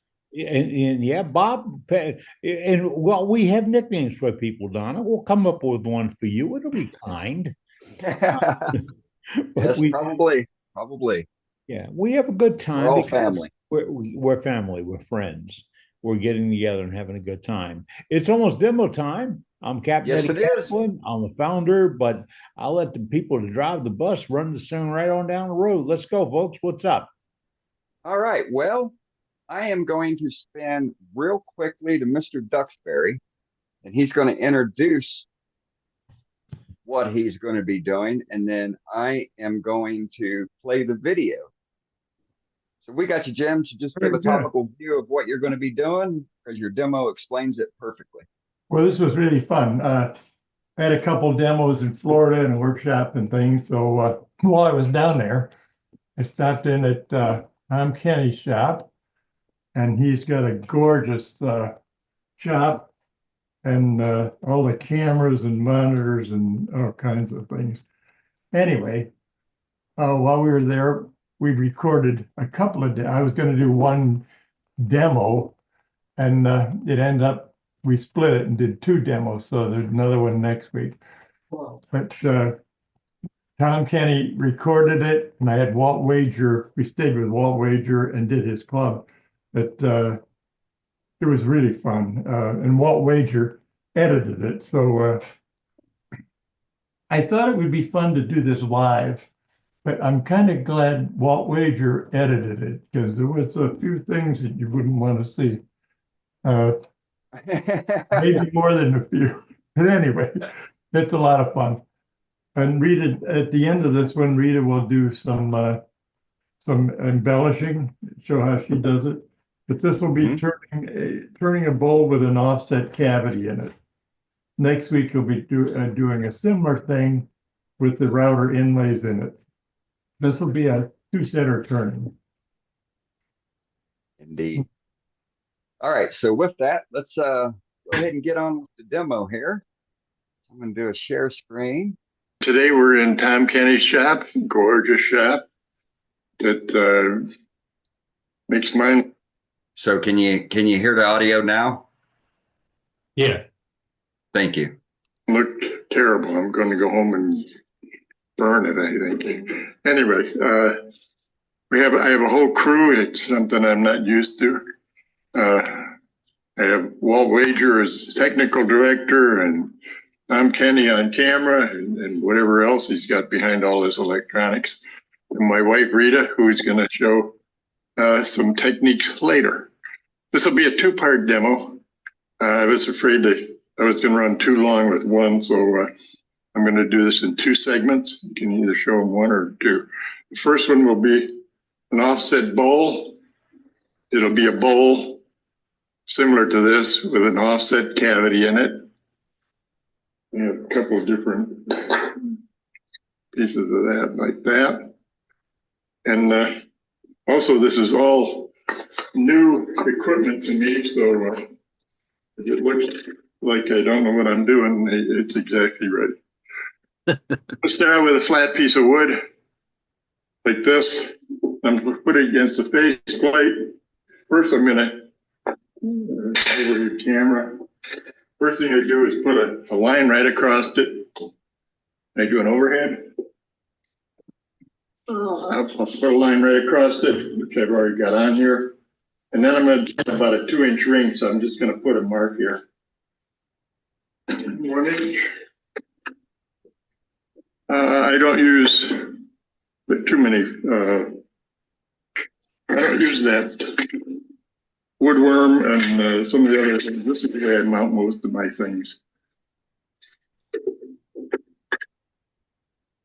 My flesh is gorgeous. I got to get used to this. No, I better not get used to this. There it goes. And put this on here on center.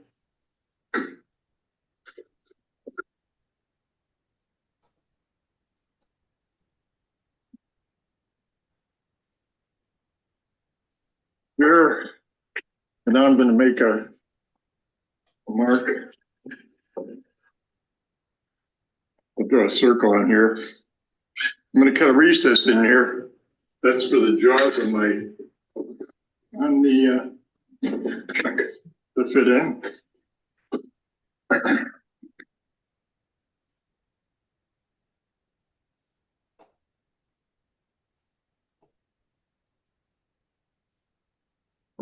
Here we go.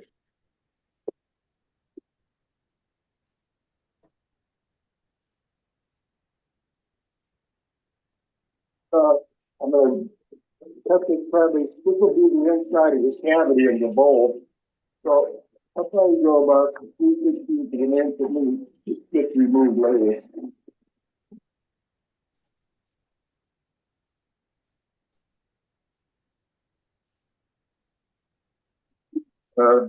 It's hard to get in there to the side of this thing. So I have a special tool right here.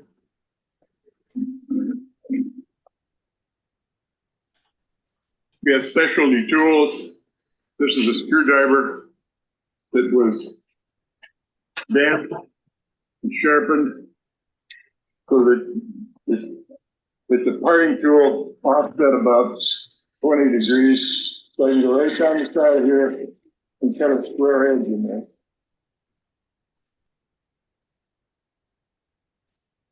One of the keys to wood turning is learning how to sharpen. You gotta learn how to sharpen everything. But that's put the square edge in there.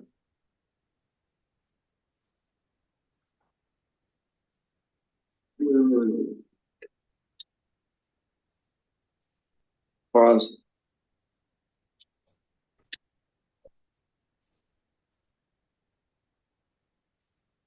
Okay, now I put a chuck on here. I figure out how to release this. There it goes. Okay. Now I take the piece. This is also I got tired of messing with those little wire tool handles or the chuck handles. And you get much more pressure with this. It should fit inside of here. And I bring this up. Probably put this against here. Like that's for pressure. And expand into here.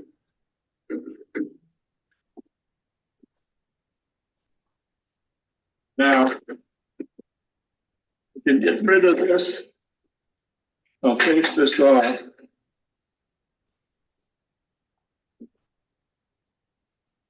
I'll face this off, and this is going to be a sacrificial tenon that I'm going to glue on here. So this will get faced off, and this will glue onto here.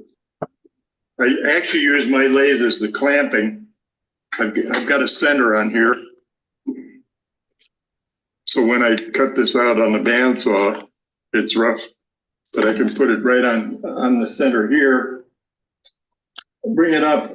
This would be faced off and sanded. So I've got a nice flat surface. I put some yellow glue on here, bring this up and tighten it. And now it's tightened on there. And I can turn this around. In fact, I would actually turn this around right here and then be all done with this side. Oh, then from here, I can actually turn the back of this. I have one all glued up and I'll put that on next. Pause.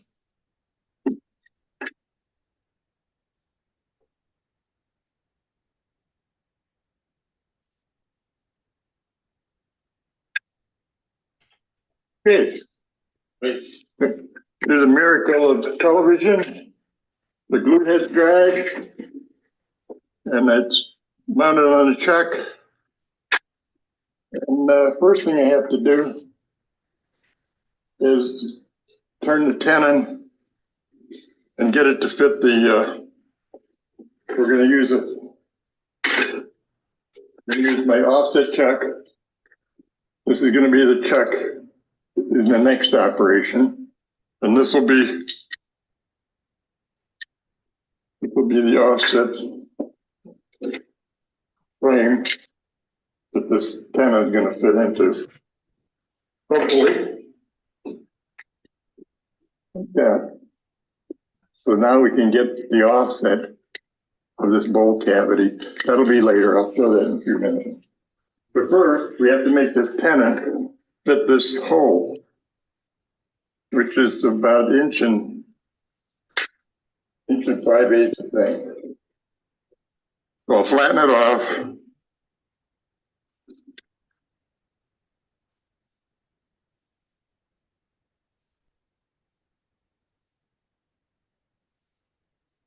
Okay.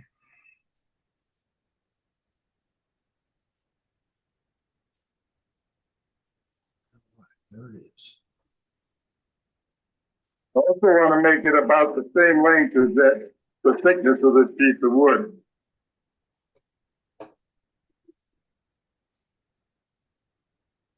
Now I'll turn the 3/8 spindle guide.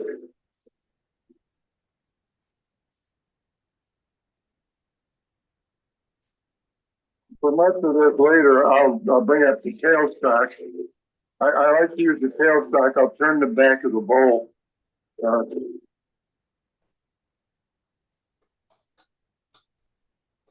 Get that all done before I take it around and go off center with it.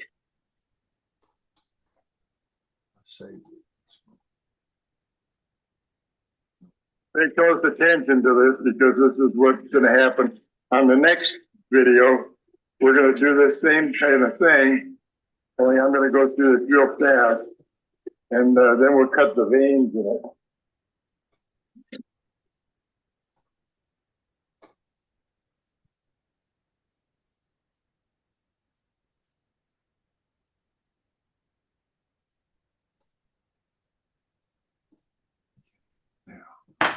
I like robust slate, but that's bad.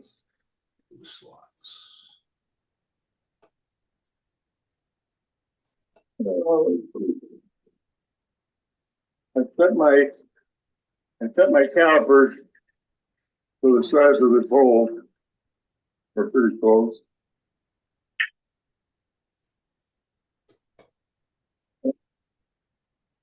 What's the size of that?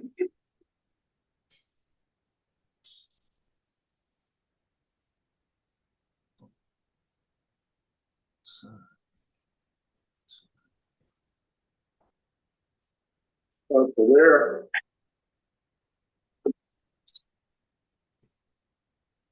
I'll clean this off.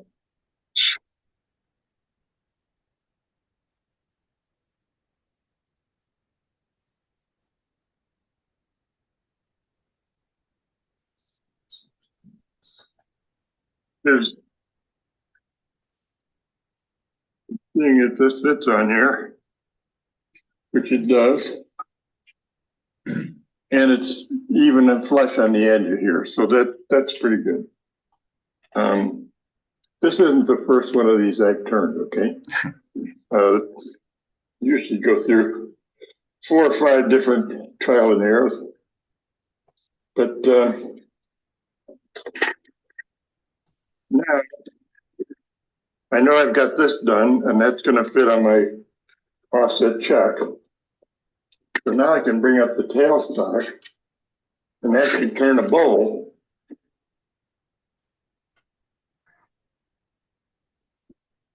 I'm turning a bowl, I like to go about 45 degrees and take the corners off. This could be all kinds of different shapes. But for now, I'll just, I'll make a, get the right now. I'll just make a regular bowl. This is a 3/8 spindle down, just is a little light. And they have this is a 3/8 bowl gouge.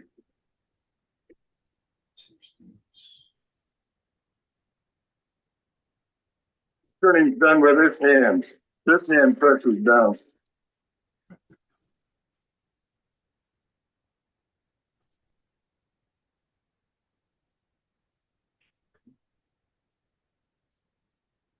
One and 1/8.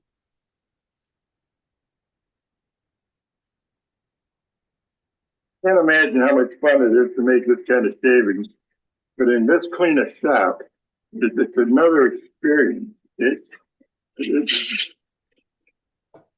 like doing something.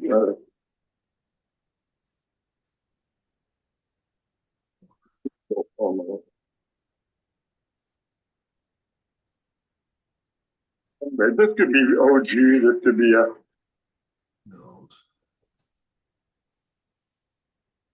Bring it up.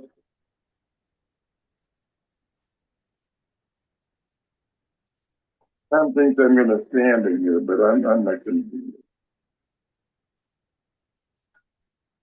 it. That's looking pretty good. It's kind of bowl shaped. Not too bad a cut. And what I'll do, make a mark. I'm going to put a base on this or start the base. We'll cut this off later.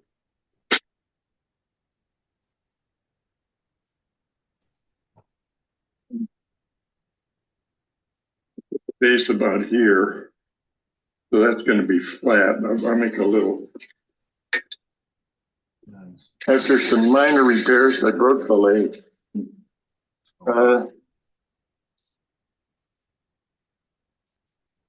I put a line on here, and I'll make a little base.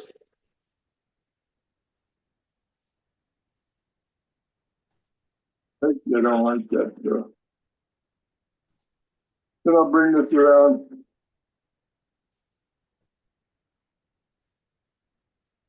This will turn flat. This will be the center of this will get removed when I remove the sacrificial piece. I just want from this shoulder out to be finished. I think this would be ready to sand. Pretty good. And sanding is done. I won't sand too much, but I have a sander.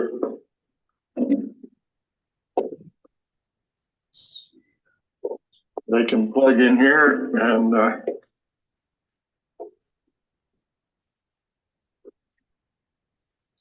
goes around. What's the grid on here?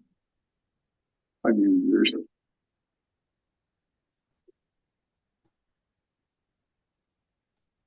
I'm sanding this here. I slow this down to sand, and I won't do too much on here, but just show.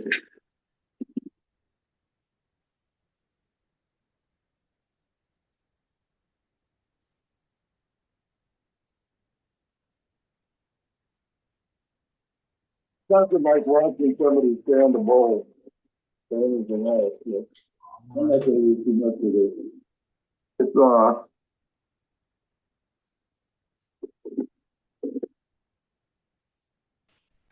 tighten this up. Take this off. Now we got the bowl turned with a sacrificial tenon on it. This would be sanded completely. I could put a burn mark in there or something, but I'm not going to do that. I'll take this chuck off. Normally I would remove 2 jaws on here, but I have 2 chucks. One with the jaws already removed.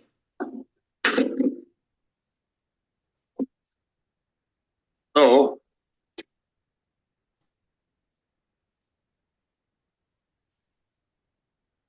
with that, now with a sliding fence here, or I can put this in. I'm going to put it in at 0. Tighten this up.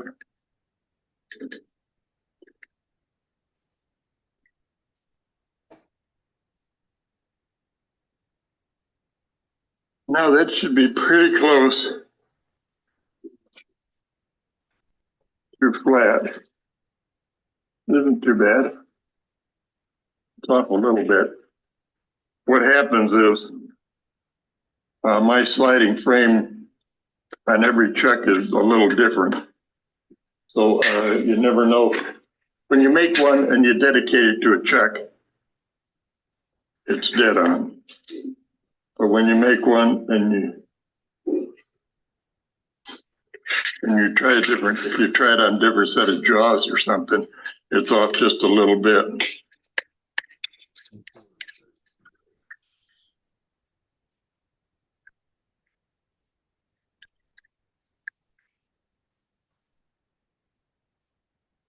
That's pretty close.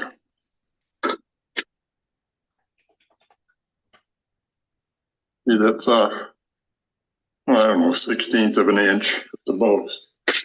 But that should be better now. Yeah. And I'll face it off.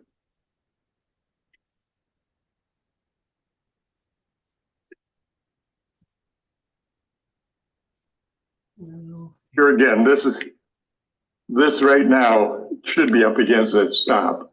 But I'm out probably 1/16 of an inch, but that's just because I'm using on different jaws or different chucks or whatever. That's going to give me my offset this way. So what I want to do now is face this off.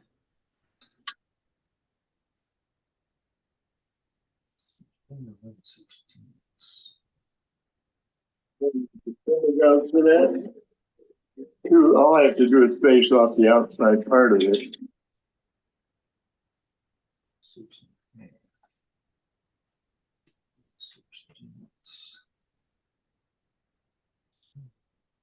Could use the tail side. The center of this gets burned out anyway, so it doesn't make any difference.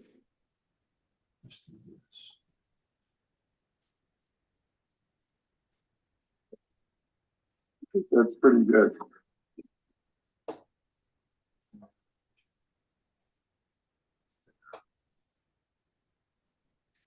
That's the outside here.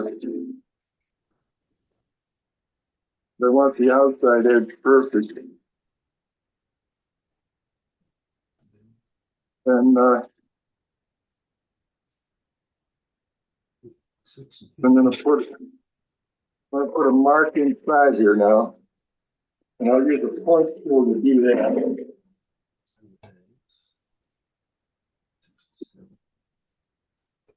I'll just go in exactly 336. See that? I go in about that much.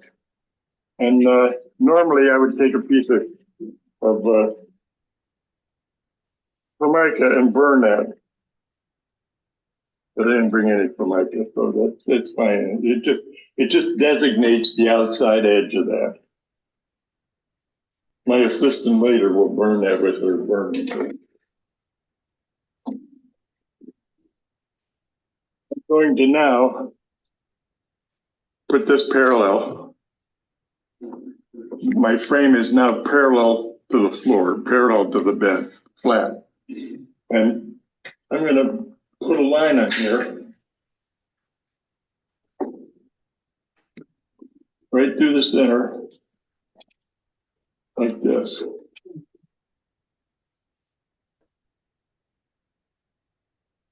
I'll bring the center up because the center's probably moved a little bit.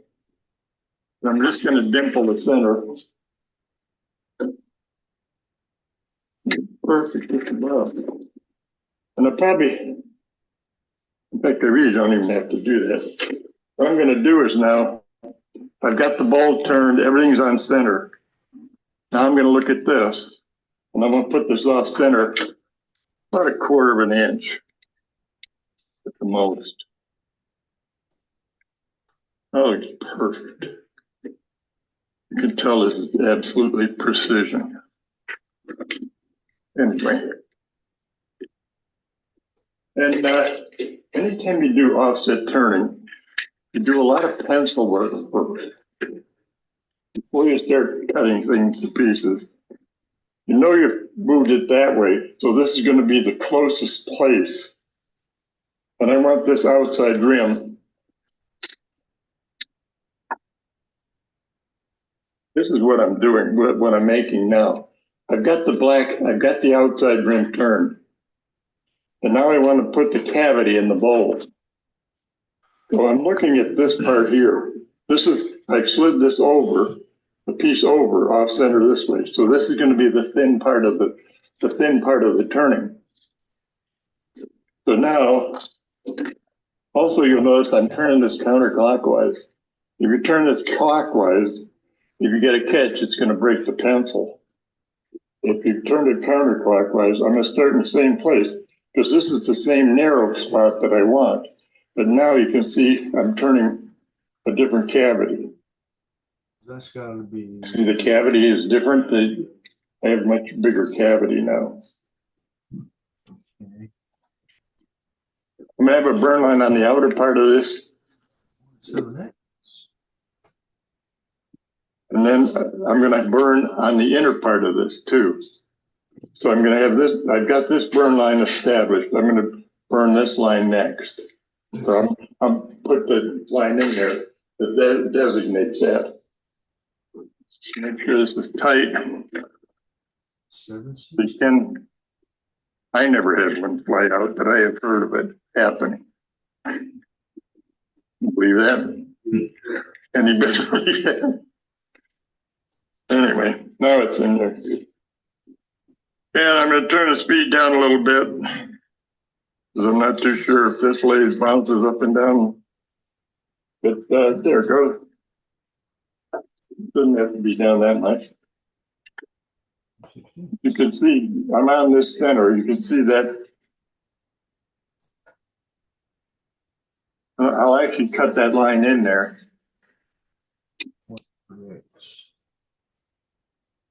Should be 1 3/4. Okay, see, that would get burned. And then this is gonna be the start of the cavity. I want the cavity to start in here. So.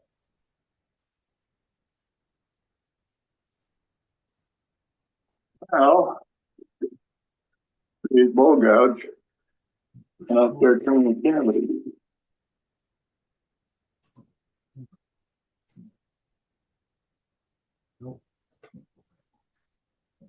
Big light cut.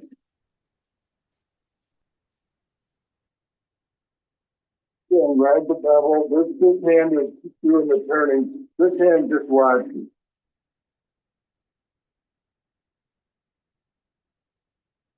Anytime you start turning with this hand, you're gonna have grooves and things in there that you don't want.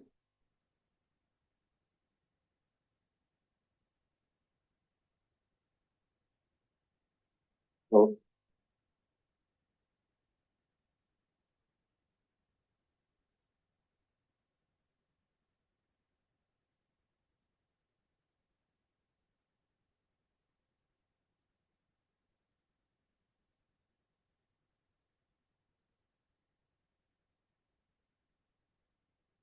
Center out of this. This is my mounting center. Fluorescence is a little bit high. I'll change that in a minute. I get these speeds up a little bit.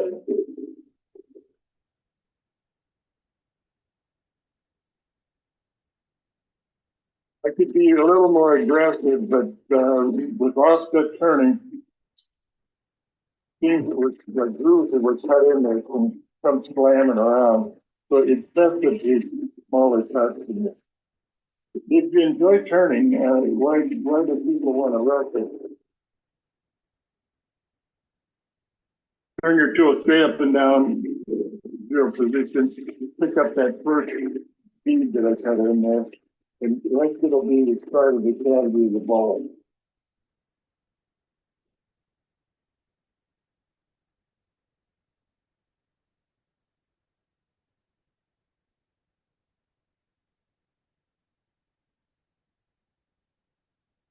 Stop a second, see what things look like.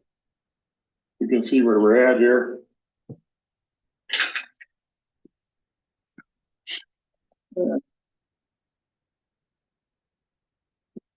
We'll lower this a little bit. Could face this off just a touch and then cut that groove in. Just a little bit of wobble when I went off center here. I should have checked that, but I didn't. So, anyway, I'll just clean this up. And Rita will enhance this with her magic later.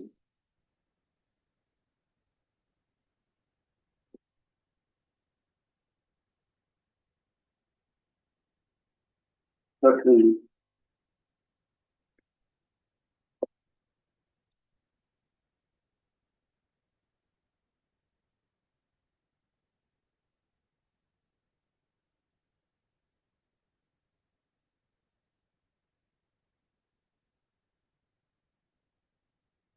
Did that right? Yeah. That looks good.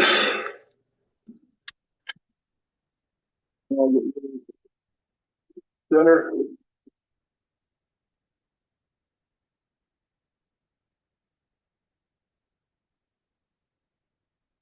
A little more aggressive now because you're back on ground the other center. Always keep your hands on this side of the tool rail. You'll learn that real quick. It's really hurt, especially when this thing's going very fast. I mean, it's really. And the second time you do it, it really hurts.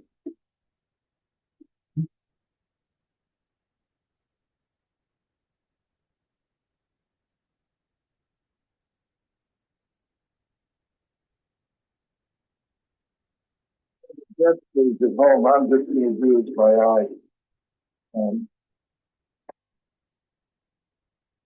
But by offsetting the cavity in the center just a little bit like this, it changes it from a regular bowl. This is just a plain piece of maple, hard maple. Could be 7 inches in diameter, about 1.25 inches thick.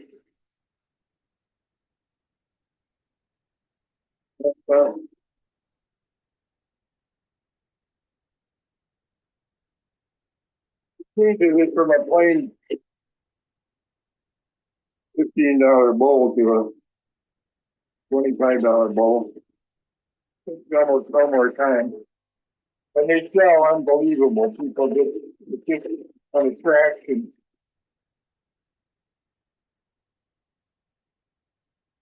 turn these real fast. Huh?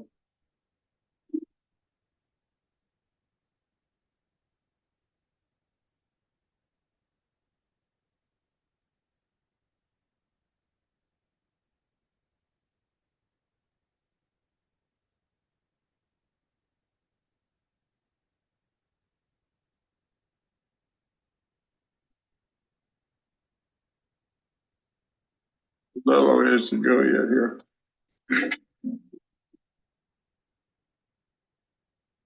We drink.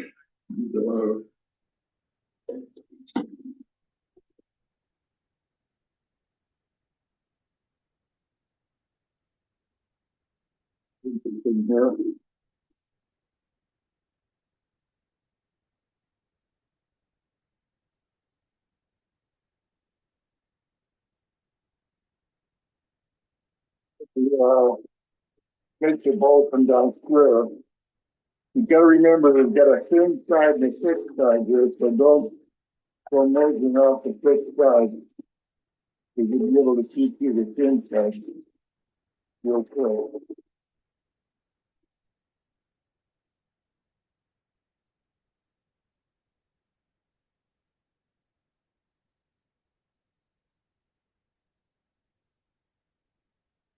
I'd like to tell you what the grind is on this node, but I grind them by eye. I have no idea.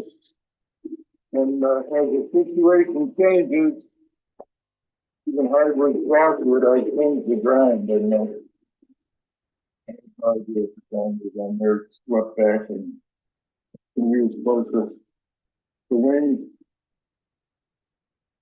The wings or the, I like to use the center of the fuel now.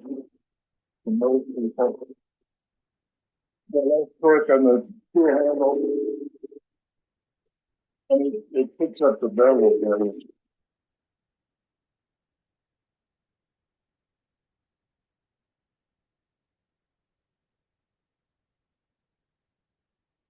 And that's getting pretty close. Check here with my calipers. Where's the thin part of the bowl over here? Yeah, that's getting pretty close. I could go deeper, a little deeper. And this one.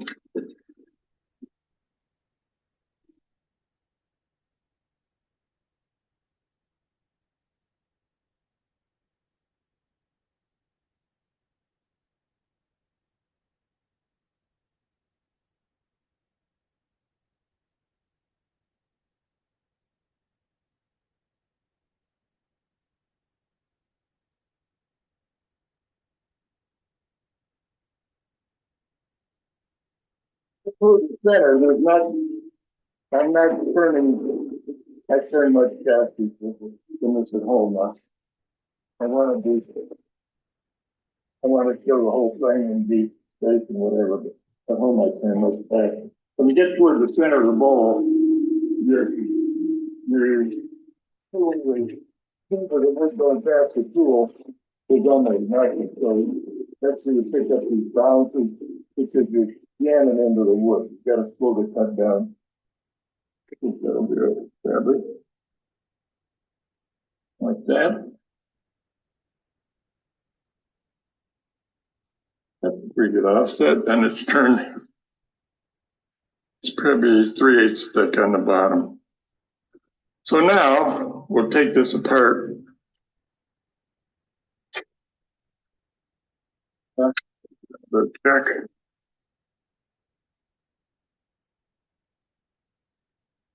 So now we've got the outside turned, and we could have gone out a little further here, a little bit, but this would give Rita more surface. But you can see the bowl cavity. The offset chuck is made by taking two jaws out of a regular chuck. This is a Talon, a one-way Talon chuck, and I've taken the two jaws out. I leave jaw number 2 and 4. 4 has the pin in it. It stops it from taking itself apart. This thing fits in here and slides back and forth. There's dozens of different kinds of chucks that index, and I don't know, they start at $80 and go to $800. And they cam over, they do all kinds of things. This is intuitive.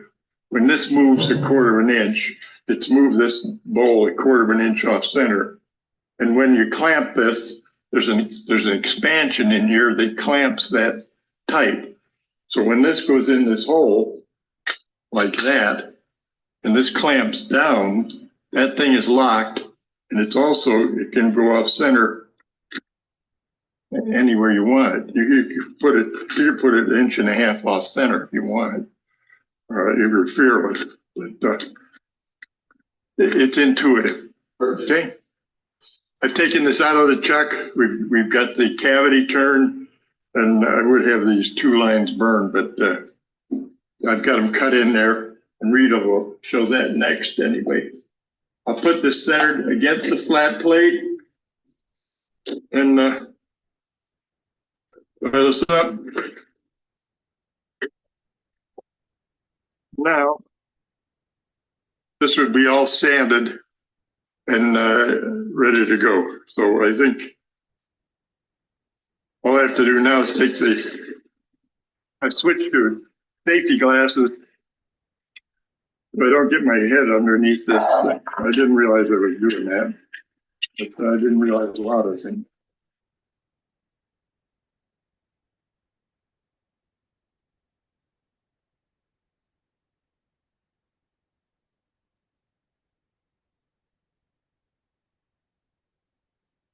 The demo, you always pick soft wood, so it's easy to track. What's your name? Duxbury, and then you pick the hardest piece of wood. That's the stuff, okay? I have no idea what this stuff is, or how it's made. It ain't nice.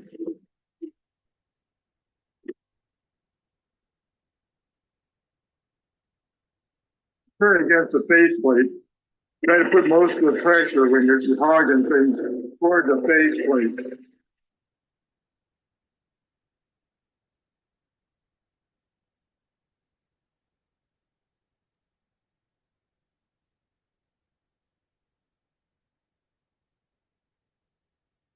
Here's the external gallery. Get in there, do some detail, but I'll turn this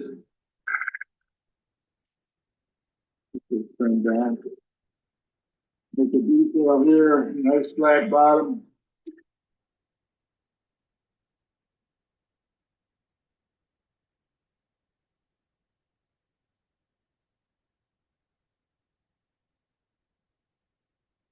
That's the center. This will be the ring that will stick on. That's the center. Like that. Get in break. Gotta raise this tool rest a little bit. I'm too low. Set this up.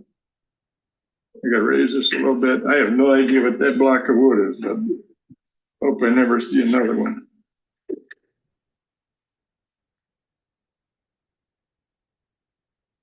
Okay. Here again, I'm turning right on center, or close to the center, so you can increase the speed if it's all in balance. Now I take this down slow ways, and I'll decline this a little more.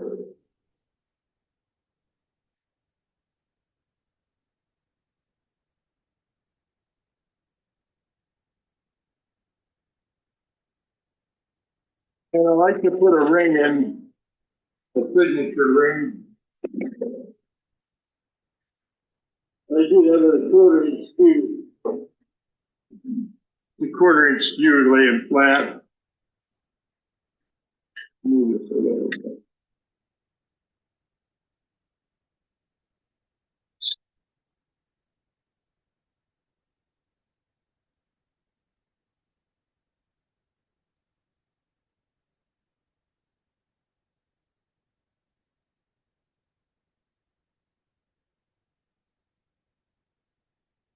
Take the edge over here.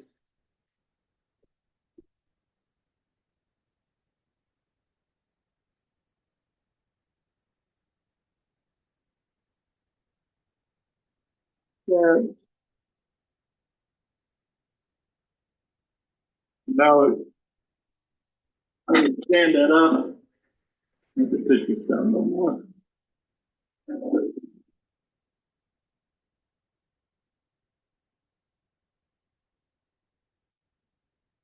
Center. A lot of people chisel them off. I have that vibrator, the door jam saw, whatever it is, a little vibrator saw. It just vibrates saw. I stand this here. Now, I stand this, and then I remove it. I take my little vibrator saw, and I would just go in here and saw this off. This would probably just break off like that. And sand that, finish sand that, and the whole thing's done. Okay.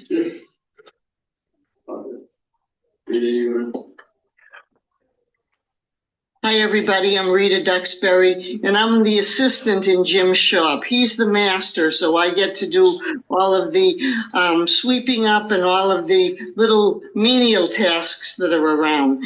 When he finishes one of the bowls, like the one he just recently finished, we have a variety of things, but as you see, the offset really is enhanced much better when you have some kind of an embellishment to it. So he usually gives me the bowl after he has signed it, because we want him, Jim Duxbury, to get the credit. So he signs the bowl on the bottom, and then he hands it to his assistant, and his assistant is able to do a little embellishing on it. And I'll put this aside. And I think it really enhances the little bowl quite well. So I'm going to show you very briefly, how I would embellish it. I have a micromotor, and I'm using some cup cutter tips that are interesting. They're different than using just a wood burner. They just actually burn a cup inside of the area. So I'm going to use the smallest one, which is on my micromotor here. I'm going to turn that on.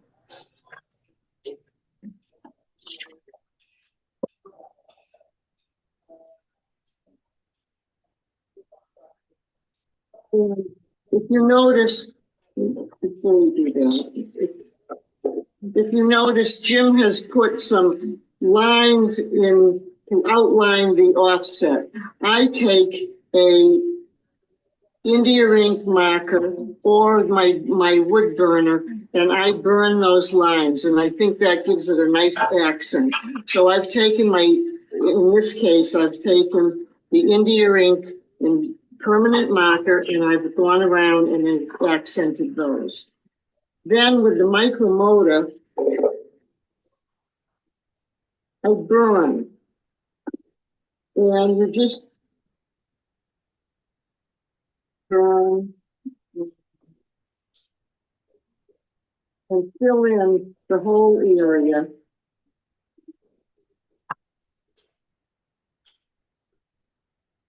Like so. And I won't bore you with that. I might suggest too that you, before you do the micromotor, you take a piece of scrap wood. For instance, this is a maple bowl. So I've taken a piece of maple. Each type of wood burns differently and embellishes differently. So you might want to do a test run on a little piece of scrap wood before you begin, because some burn really easily, others you need much more energy to burn them, and walnut does certainly differently than maple. So I would suggest you take just a scrap piece of wood. Then I take what they call, this is something not probably new, but new to me, what they call daughters. A lot of people are doing these mandala paintings, and this is what they use. They just dip the dot, this is a piece of plastic, they dip it in and they dot on their piece. So I'm usually using one of the ones that has a metal tip to it, and it's just got a round metal tip, and you dot it in the paint, and then you dot various places on your bowl, and I think it gives it a nice accent. So normally I would just take a little bit of paint and put it in a little cup, a little receptacle, and then I would go and just make some dots to give it a little color in various places. And you can do a lot or a little. I think sometimes a little is better than a lot, but it just gives it a little bit of a nice accent. And you can go all the way around. And you'll end up with something similar to this. This is cherry, and it has the micromotor with the cup cutter and then the blue accent. I think that gives it a nice little look. Thank you very much.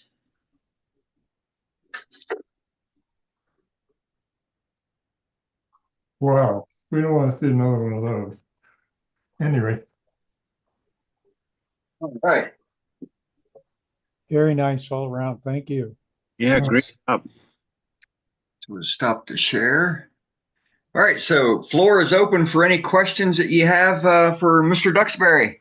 That's what it looked like in decent lighting and whatever else. I can't imagine what happened to that video. That was painful. The video was fine. It was all right. The voice was not good. Anyway, even the sound went bad. I don't know what happened. Jim, I think you did a great job, Jim. Jim, I was front and center. I was front and center. Yeah. Well, that's what it looks like without the painting. But that's just the cup burns.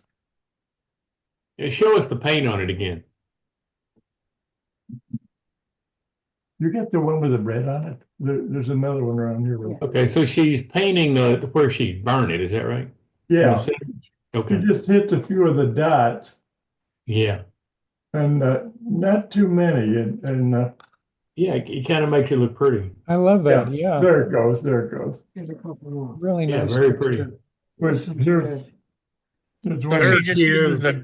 she uses the dot painter to paint those dots? Yeah. The smallest one. One of the smaller. The smaller one. And You were using one of the steel ball tools, not one of the rod styluses. Yeah. Okay, thank you. It's a neat effect. Wow. Yeah, it just makes it. Very nice effect. But I like Yeah. the feel of it too, the texture. When you just have something offset, it's just plain like that. There's nothing. It doesn't highlight it, but when you can highlight it like that, it shows off better. Anyway, he's so unreal. This is the same. Yeah, thing. here's one. I just did this one. This is not highlighted. It's amazing what these cameras do, right? Great job, Rita. You did okay too, Jim. Yeah. He makes it work. Billy made the best comment of the night. Yep. Anyway, thank you. It was great. And it's a real learning experience. I'll tell you, I have a great time demoing and staying in other places and seeing other shops. And it was just fabulous. We had a wonderful 2 weeks. In fact, we were going to stay in Florida another week, but it was freezing down there. My God, they set all kinds of records. We were going to. You're from North Carolina. You're originally from Ohio. Yeah. Freezing down there. Well, What are it you was. talking about? They even had. I don't want to hear it, y'all. You all got it so easy. I don't want to hear it. You got it. But anyway, it was really fun. I did a workshop down there, and we've done a couple workshops with that truck. And it's the first time I've had a dozen calls afterwards. In fact, today was a call. I just got a call today. Somebody wants to know what kind of tape we're using and how do you do this, and I get pictures of things people have made. It's a really good feeling. Wood turning's become my life, just about. Okay, Isn't that something? and my wife's life too. We live and breathe. You guys are a great came team. up with is fantastic. Yeah. Thank you. Thanks for having me. You guys are a great team, and it was good to see both of you. So Well, nicely done, both of you. Thank you. We'll look at that next video. I don't know. Maybe we can improve or something. Anyway, see what happens. I was front and center, Jim. Thank you. Anyway. Well, I Thank think the audio only came back, distorted for a few folks. There's a lot of people that said, the audio was fine. So I know on my end it sounded fine. I think that what happened is the microphone got muffled a little bit. I don't know how if you were wearing a microphone or what, but it sounded like the microphone was muffled for a little bit. But it wasn't that way. It wasn't that way when I played it originally. In fact, the lighting changed about 16 minutes in. The lighting changed. I don't know what happened to it, but that happened in editing, I think.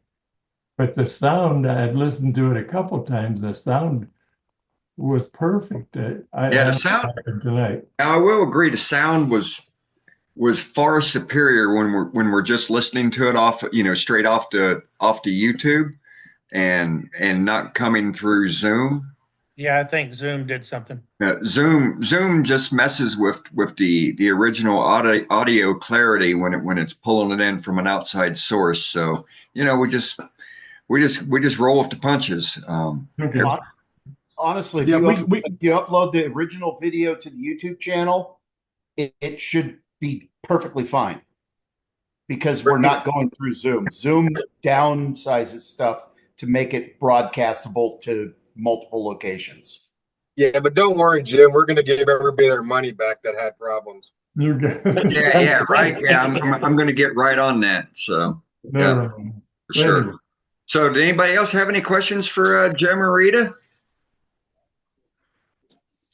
Going once, going twice. What was the brand of the rotary tool? What is it? What? We believe it's the Master Carver Micro Pro Champion. I don't know what it is. I have to. No, the tips. I don't know. I don't know what it is. It's a micro carver. That's all I know. Yeah, we might have to look and tell you next week. We can tell you next week. Is it the blue? Is it the blue machine? You guys, the little blue machine. Yeah. That's the Master Carver Micro Pro Champion. I have one just like it. I'm pretty sure. So, you're right. Yeah. Yeah. Great job. So, and you can buy that at any of the normal wood carving sites. MDI Wood Carvers sells it and That's where so we on. got it, MDI. Yeah, that's where we got it. In fact. Yep. And there's a slew of cutters. But anyway, she's got a few, but. I posted some links to all the tools you guys were showing in the chat. So there's the cutters are in the chat and the dot painting tools are in the chat, or some of the dot painting tools are in the chat. So really neat. Yeah. Great job. Right. Thank you much. Great job, Jim and Rita. I learned too. Outstanding. All right. Well, with that, we have any gallery to go to, Matt? We do not, Dane. We do not. We got through all the gallery efficiently just before the demo. So. Oh, wow. Well, let's see. Is Captain Eddie still on? Don't see him. Oh, he had to, oh yeah, he has to booger out early. Well, with that, anybody have any questions or concerns? Wood turning related or woodworking related? You know, here's an opportune time to ask said question, and we can see between, you know, the 70 some odd people that's on here, and I'm sure somebody's got an answer for it. Actually, yes. Now I've heard tonight putting sanding sealer on more than once. I never did that. Is that just because the wood would be just like a little bit more punky, or does that do a different a different kind of a finish? Yeah, what it does, Al, is it raises the grain and locks it in place. So I don't know. I mean, there are a bunch of different sanding sealers, but the one I use is a rattle can spray lacquer based sanding sealer. I use a wipe on. I think might be Minwax. Well, yeah, but that's different, right? That's different. It is different, but it may behave the same. But the bottom line is you're trying to raise the grain and lock the grain in place so you can sand it. Okay. So not only are you sealing the wood, but you're also taking care of the fuzzies and raising the grain to get a smoother surface. So and this works best on large platters when you're going to be painting or embellishing. So if I'm burning or painting or dot painting, I will use sanding sealer, and I'm not spraying heavy coats. I'm spraying light coats, and I'm sanding it back. So what I get is a sealed, smooth surface that is smooth enough that the paint goes on very evenly, but rough enough that the paint has something to grab onto. Okay. Right. And it gives you a very consistent, clean surface, and it's sealed so that you don't get like paint or stain seeping into the grain in places where you don't want it to, and that kind of stuff. Yeah, okay. All right.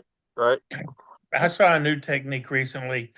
Malcolm Tibbetts, where we'll apply several coats of sanding sealer, but rather than sanding in between coats, he actually will use cabinet scrapers or a wood turning scraper, and he shear scrapes the surface in between coats. I have done that also, Billy. I have cabinet scrapers and have used them. Me too. On wood turning. Yeah. So I just that's haven't something done it with sanding sealer. Yeah. Well, and I have done things like sprayed sanding sealer, sprayed 2 or 3 coats of sanding sealer, and then come back with a tool and made a shearing cut with a normal high-speed steel tool, just to get, especially if I'm using a very punky wood and I've got some tear out that is, a little bit more than usual, then the sanding sealer will fix all that in place, and I can come back with a couple of, take a 30-second off of everything and get a nice clean surface with the tool. The reason why I'm even talking about it is the pieces I showed tonight was just ridiculously. It should have been burned. It was just a shaving off of something. I don't know how old the tree fell or anything like that, but I guess it fell for a reason, and the wood was there for a reason, rotting. But yes, that did a lot for me more than once, putting it on. And I was doing it for one reason, but I heard tonight where before you finished, you did it a second time. That was the reason why I asked. You know. Hey Al, I've taken punky wood like what you're talking about. I got a lot of spalted wood. Sure. And Right. I've painted on thick, thick amounts of sanding sealer, let it dry, sand it back a little bit, do it again, do it again, do it again, and that hardens up that punky wood, and that'll make things a whole lot better for you. It's a whole lot cheaper, and I think safer for you than some of the wood hardeners that are out there. It did. That was how I was able to get it. Just keep applying the coats. Yeah, I've turned some willow and cottonwood, both of which are very soft and very stringy, and that's how you get a workable finish, workable surface to do your finish on it with. Is you're using sanding sealer to harden things up. So it sure does. Al, Yes. I make shellac sanding sealer with Everclear alcohol and shellac, and I use a 60-40 mix, 60% alcohol, 40% shellac. And this piece here has 3 coats on it. I put 1 coat on it to sand it, then the second 2 coats were my buffing coats. See the shine just out of that shellac. Now I'll go along with put a 2-pound cut of shellac on at the end, and that'll be my final finish. And it hardens the wood. It'll take things that are punky and harden it, because before you cut will soak in and make it hard enough you can sand it or cut it again with a tool, like Matt says. Shellac and what'd you say? Denatured alcohol. Shellac. I use blonde shellac flakes and denatured alcohol. All right. I make my own, so this is actually food safe. You could chew on this if you wanted to. You don't use denatured. I use Everclear alcohol, which is bought in a liquor store. I don't use denatured. I use actual moonshine is what it is. If I bought that, I would drink it.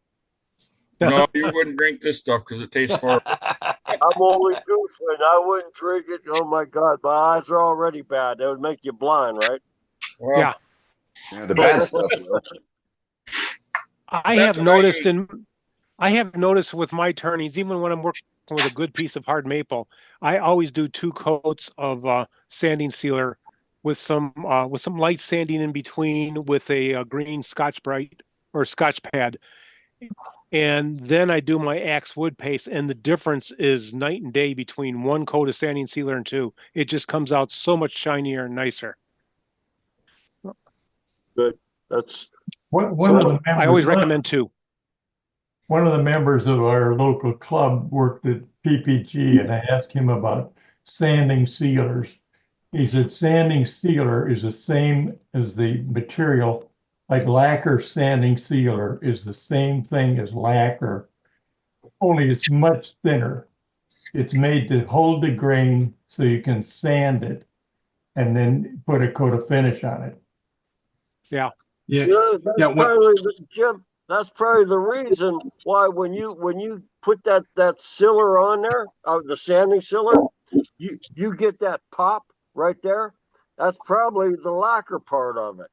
Well, any of it, if it's no matter what kind of sealer it is, there's all kinds of sanding sealers. It's the same as the finish. There's poly sanding sealers. There's all kinds of them. It's the same thing, only it's cut. It's way thinner. Yeah. People that are sanding or finishing their pieces with 2 coats of sanding sealer are using the same stuff. It's just much thinner. You're getting way less buildup. But it's made to not build up, so you can sand it easy and then put another coat on. And we do that. Yeah, and when I run out of sanding sealer, I'll just use lacquer if I've got it sitting in just straight up finish lacquer that I've got sitting in the shop. One's a lot more expensive than the other. No, they're about the same for me. I don't know. About $10 a can. I can get a gallon of sanding sealer, same price I get lacquer, a quart. a quart of lacquer. I hear you. Yeah, the sanding sealer is actually half the thickness, or maybe less than that. It's Less than mostly that. thinner. So Yeah, mix it then with that's how lacquer. So mix it with lacquer thinner. Yeah, just make your own lacquer thinner. Yeah, it'd be the Right. same. I've got a question about sanding sealers. What are the characteristic differences between the cellulose sanding sealer and the new melamine sanding sealers? Does anybody know? Well, melamine would have plastic in it, right? Cellulose is a wood-based product.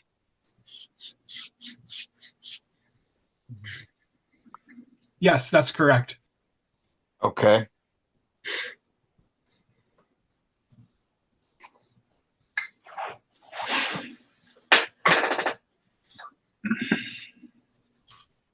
All right, sounds good. Let's go to who's the gentleman who had? Hang on a second. Go to Bill. Bill's got Yeah. something here he wants to talk about. Yeah, let me find him. Bill. Yeah, okay. I got him. Hello, just maybe to pass some time. I've been working with a chunk of yellow birch, which I cut and sliced out the pith, and produced a tiny little bowl. Here it's about I don't know, 3 inches by 2 inches. And when I do these, I normally work with a recess, so I cut that in there, and there's nothing fancy about it, but that's the way I normally do my bowls. So I then started on the other half of this piece, like that. And when I cut the recess, I think I didn't cut it quite deep enough. And maybe when I turned the outside, I turned a bit too much of the wood away. And so when I put it on the lathe and I finished the outside, I started working on the inside. And as the Aussies would say, the bowl went on a walk around. And when I found it on the floor of the shop, part of this ring here had been broken and there was a big gouge in it. And so I'm in Montreal here. The temperatures on a nice warm day, it gets to maybe gets to 15 degrees Fahrenheit. It's pretty darn cold. If I'd spent an hour in that temperature in the garage, I didn't want to waste it. So I thought, well, can I save this bowl? So what I did is I took the bowl, put it on a jam chuck.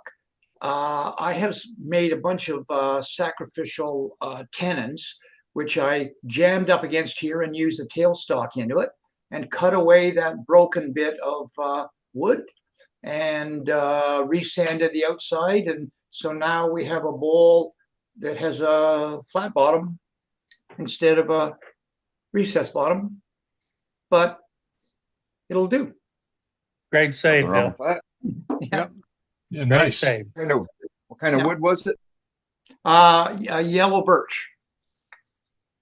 You're all familiar with birch bark, the white paper birch. This is it's actually the provincial tree of the province of Quebec. The bark is much more yellowy, but the wood is quite similar and it's reasonably hard, and it's nice wood to work with.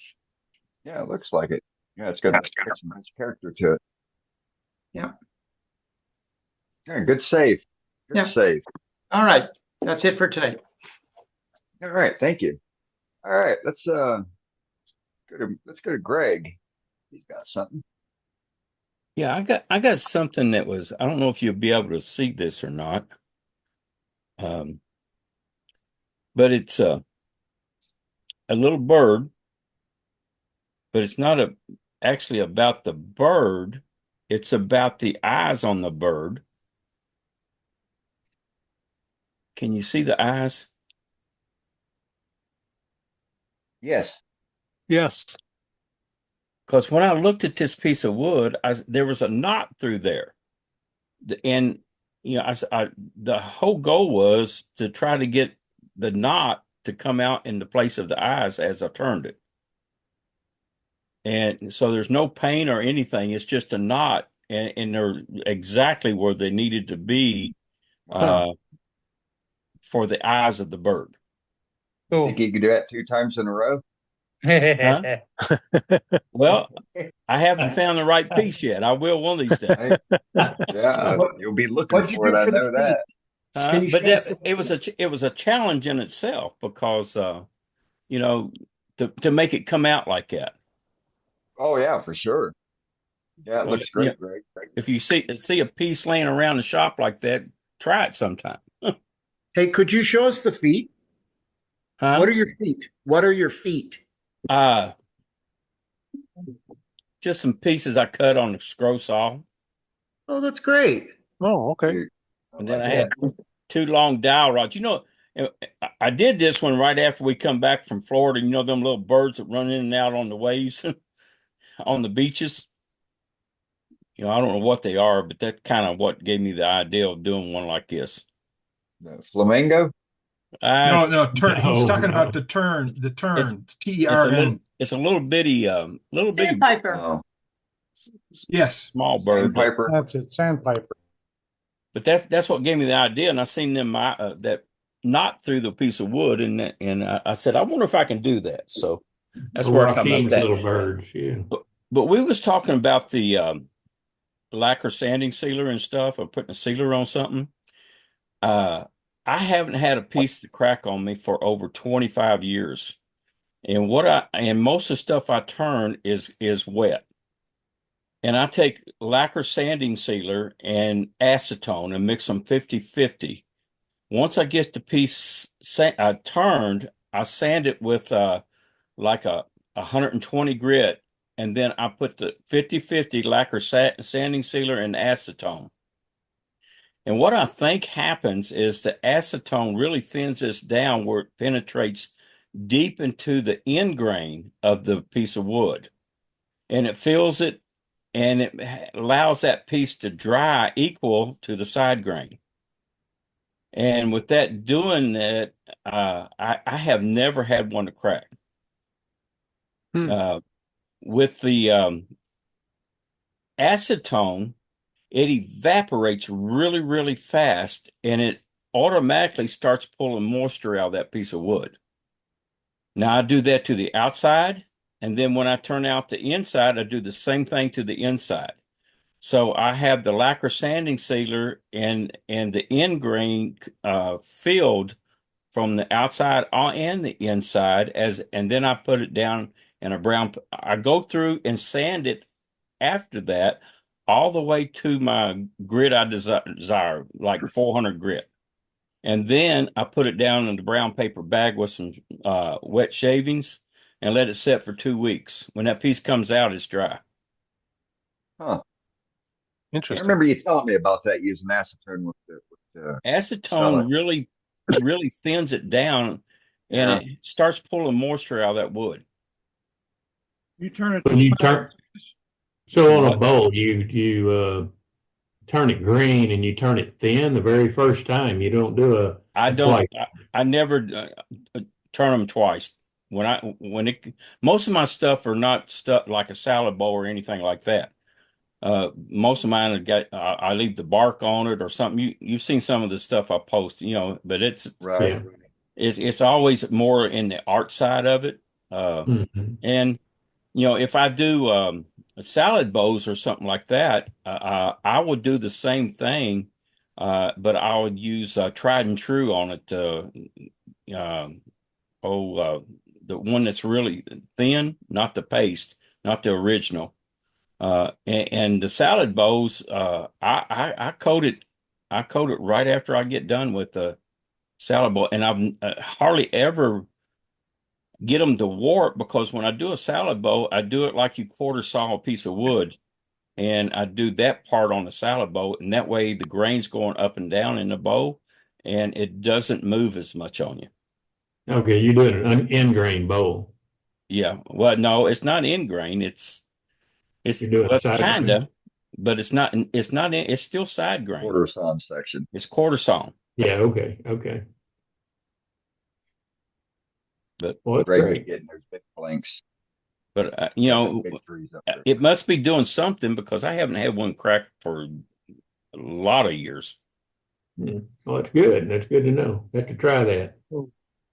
Yeah, it's those are good details. I mean, it must be your acetone lacquer mix must be carrying the lacquer into the interior of the wood pretty quickly too. Then must Yes, be it wicking thins into it the down wood. real well. And if Yeah, it must be. my whole goal was to clog up the end grain, because the end grain is sucks up the air, and that's where you're getting your cracks from. Right. Yep, and so you're beating the wood to the point where it starts to crack. You've got it all fixed in place and cured before the wood has a chance to actually start releasing enough to crack. Yeah, So that's what that it makes sounds that makes a lot of sense. So thanks Yes, very it- much, Greg. Yes, and I'm turning that bow today. It's not going to be on my lathe tomorrow. It's Right. going to be finished coming off the lathe.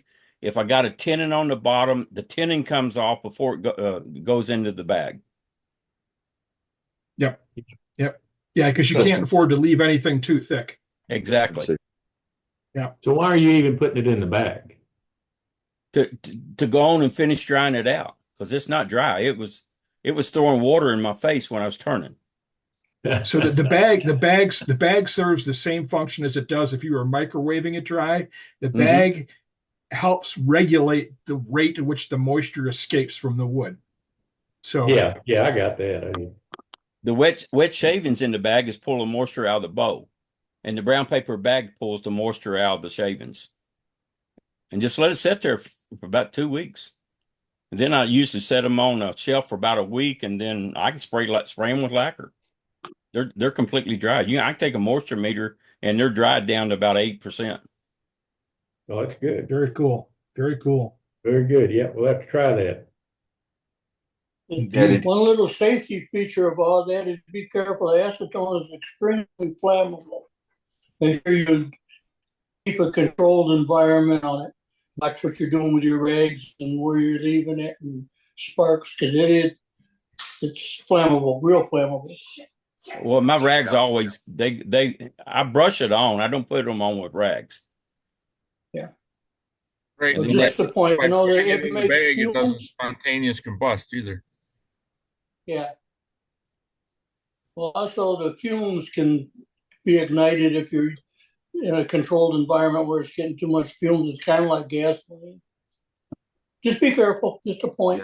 Yeah, it's a good. We don't want to blow up or Good point burn of our order. shops up. Good point of order. For sure. Yeah, lacquer fumes are pretty dangerous. So if you're doing anything with lacquer fumes, you got to make sure that you're well ventilated. So yep. Hey, Bob, on your post on wood drying, was there anything that within that whole monologue that we received on that? Was there anything of worth note that you wanted to share with the group? Sure. I think there were two things, and Gerald may be on here. Gerald Jensen had a good idea, and I actually had a guy here that does it that way. I need to talk to him some more, but he actually just turns it, once, and he puts this cellophane, the saran wrap stuff on the outside of the bowl and on the edge, and leaves the inside open, and puts it up like that and lets it dry. And he says it never cracks. So I want to try that one. The other guy was an Austin Kalinsky. Austin. Yeah. And his sounded really good. He wraps his in towels, like beach towels. But if I'm trying to dry 8 or 10 bowls, I mean that's a lot of beach towels. So I'm gonna have to do that one later. Right. Yeah, that was an interesting process that Austin described on using the cotton towels, or I think he later on said, or maybe it was privately, he said you could use cotton t-shirts and using that as the wicking source to pour water out. Yeah, but he was talking about 3 or 4 wraps around one bowl. I mean, even if it's a beach towel, that's one towel per bowl. And then you've got to change it every couple of days. And it's like, yeah, right. I don't know. I like the saran wrap idea, and I like this idea we were just discussing with the sand and sealer and acetone. Because it's like you said, it might be setting it up and making it already hard and sealing those those tubes, on the end grain. And then you turn the inside, well, it's already sealed. It's already shrunk or not going to shrink anymore, Right. Anyway, Very just different ideas. Yeah, for sure. Definitely. There's all various rabbit holes that we all go down on. Right. Gerald was Trying to on here. dry I don't know if wood. he's still here or not, but Yeah, Gerald was on earlier. I don't know if he is or not. yeah.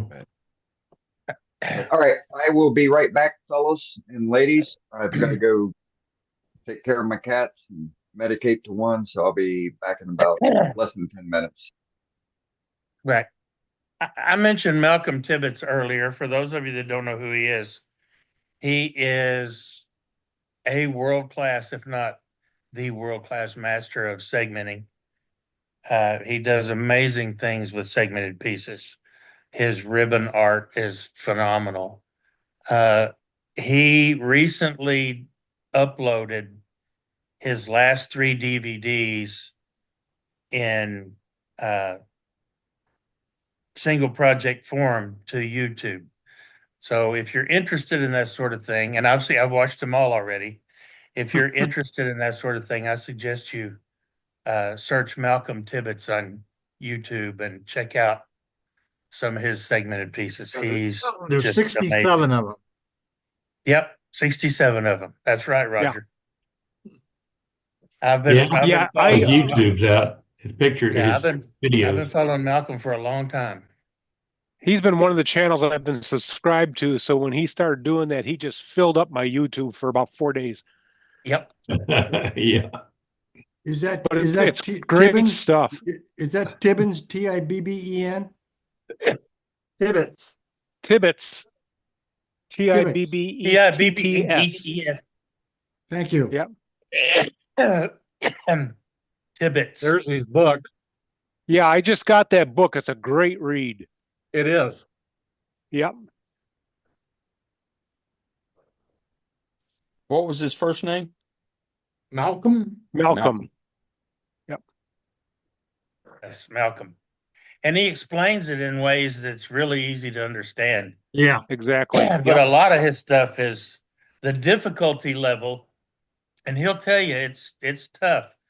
The difficulty level is up there, but the hardest part is all of your cuts, everything has to be exact for things to come out the way they're supposed to come out. But it's still just mind-boggling. Yes, it is. And I think a lot of the difficult stuff, the biggest difficult about it is just making the attempt to do it. Right. Because once you get into it, then things start coming together. Yeah, you have to be able to see some of it in your head. Yeah. And that doesn't always work for me. Sometimes it don't work for me either. I get a vision and it turns into a cartoon. Right. We call those design opportunities, guys. Right. Design opportunity. My mind doesn't work that well. Yeah, I see the piece in my head. I see the piece in my head before I start, and I allow for design opportunities. Yeah. It's obvious you thought about it wrong in the first place. Yeah. I watch some of these guys do these things on YouTube, and I still don't understand how they got there. Yeah. And part of that is some of these guys are great turners, but they're not good teachers. Right. It's hard to teach. Yeah, well, they're not anybody necessarily can. trying to teach some of them. They're just showing you how they did it. Yeah, and they're not even. They don't even have any audio. They're just doing it, not exactly explaining it. Yep. And some of them, even when they try to explain it, it just doesn't work in my mind. Right. Exactly. Yeah.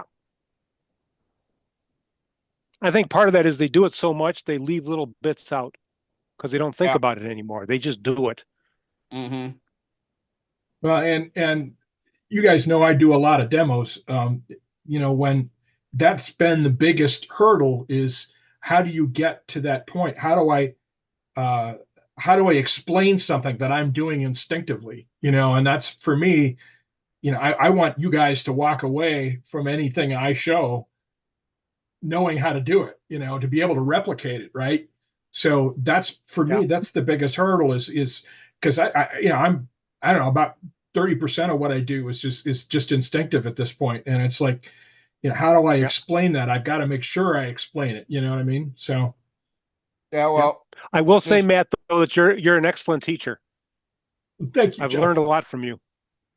Well, this past winter, I was making some pens that my wife wanted to give away to some of our healthcare providers, and I offered to because she thought she might want to help make them, and I offered to teach her. And in the end, she didn't have me teach her, and I was kind of relieved because I wasn't sure how I was going to explain everything as I was doing it. Yeah. Hello, Joaquin. Some of it- How are you doing, my friend? He's Joaquin leaving is what he's doing. He's what? He's leaving. Or are you talking about a different Joaquin? Joaquin Vincent. Hey, I'm doing good. Good.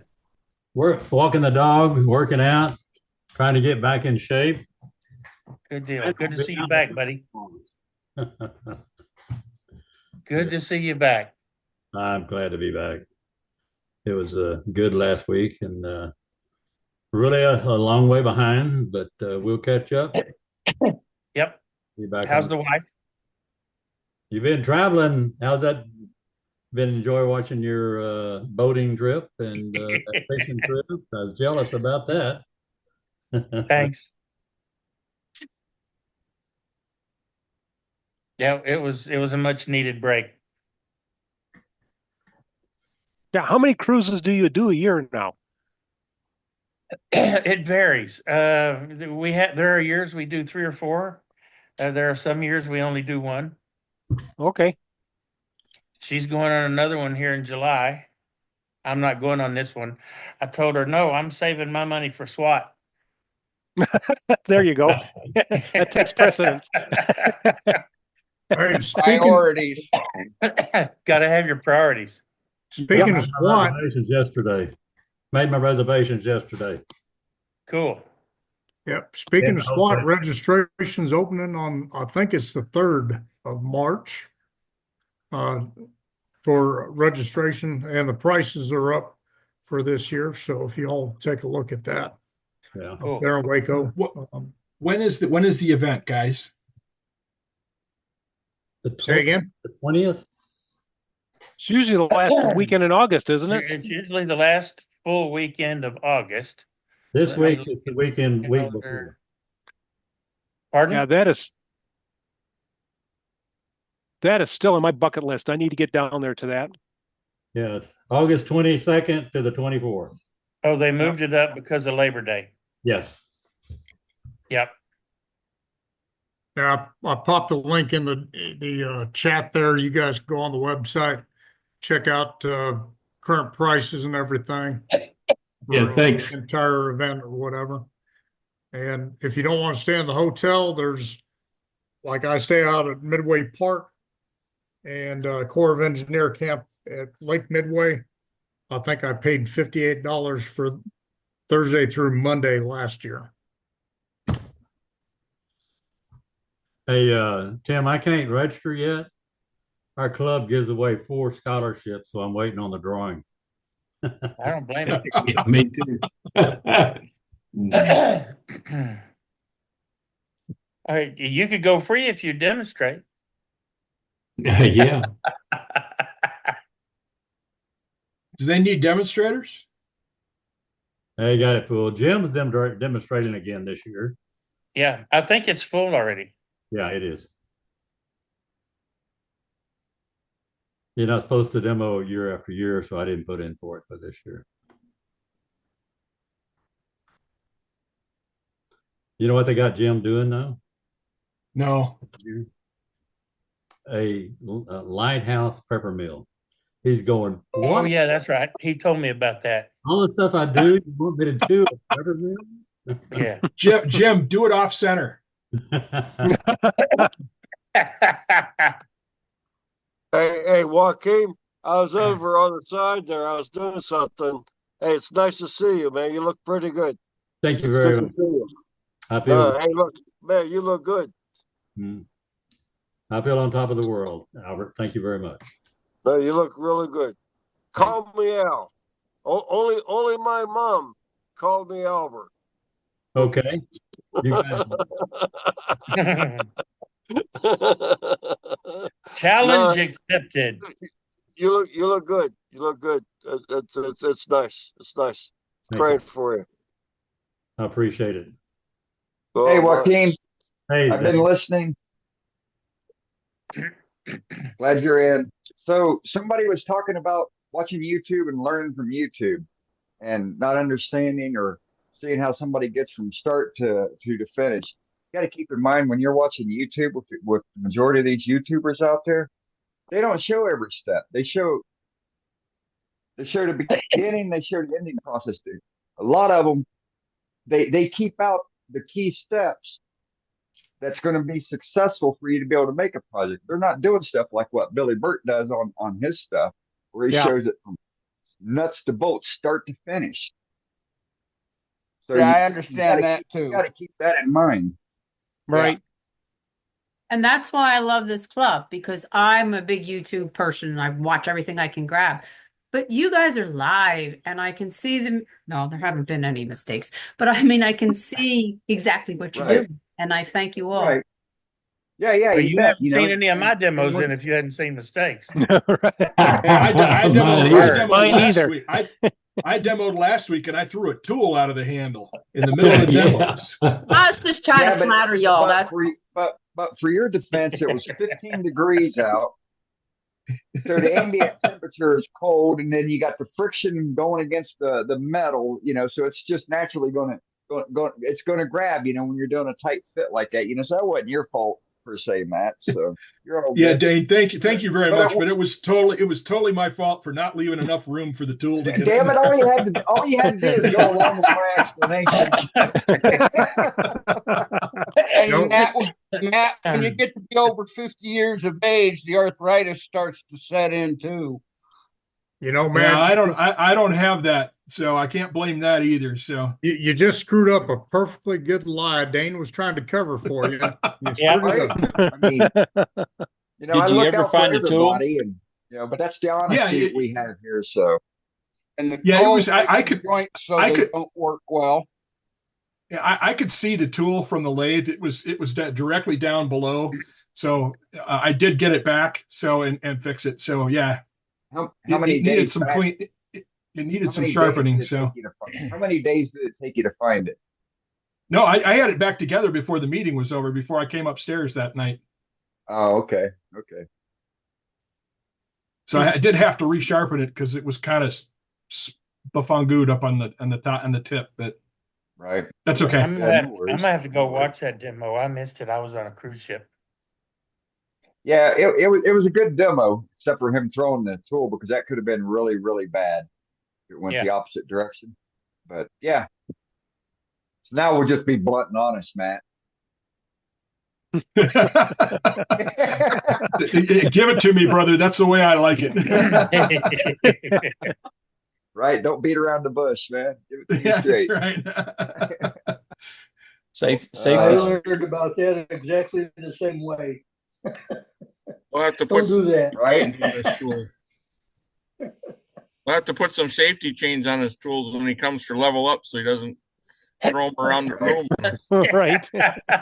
Put some electromagnets on the side of the lathe to make sure it doesn't go beyond the lathe. I'm just gonna epoxy the tools into the handles, guys. You know, just Well, or we just have you on the embellishing aisle.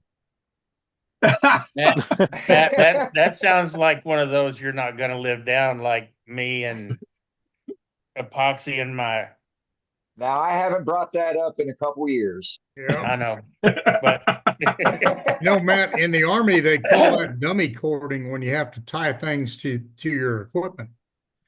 Yeah, I'm I'm with, I'm down with precautions, man. There was a time when I lived on the edge, but I break easy. I break more easily now. Hey, Matt, I wanted to say to you, I grew up with Cheech and Chong also. So you got the reference. I grew up with Cheech and Chong also. Well, I guess by default, because of my age, I did too, but at the same time, I did not. So, well, so that reference about the Santa Claus and the magic dust was from. It was before they started. It was before they started making movies, and so what they did is they recorded a comedy album, and it was on the vinyl record, where he was talking about how Santa Claus got up in the air and did everything. Dave. Yep, and it involved magic dust. So Dave's not here. It's a classic piece. Yep, I'll take your word for it. Richard Pryor. They're all classic. No, we're talking about back in the 70s. We're talking about this, or like 71, 72. Yeah. I'll take that was even before. I'll take a Richard Pryor. Thank you. Yeah, that was even before their Big Bamboo album, which was their big, huge hit. Yes, yeah, it was like their first album, so I don't even remember.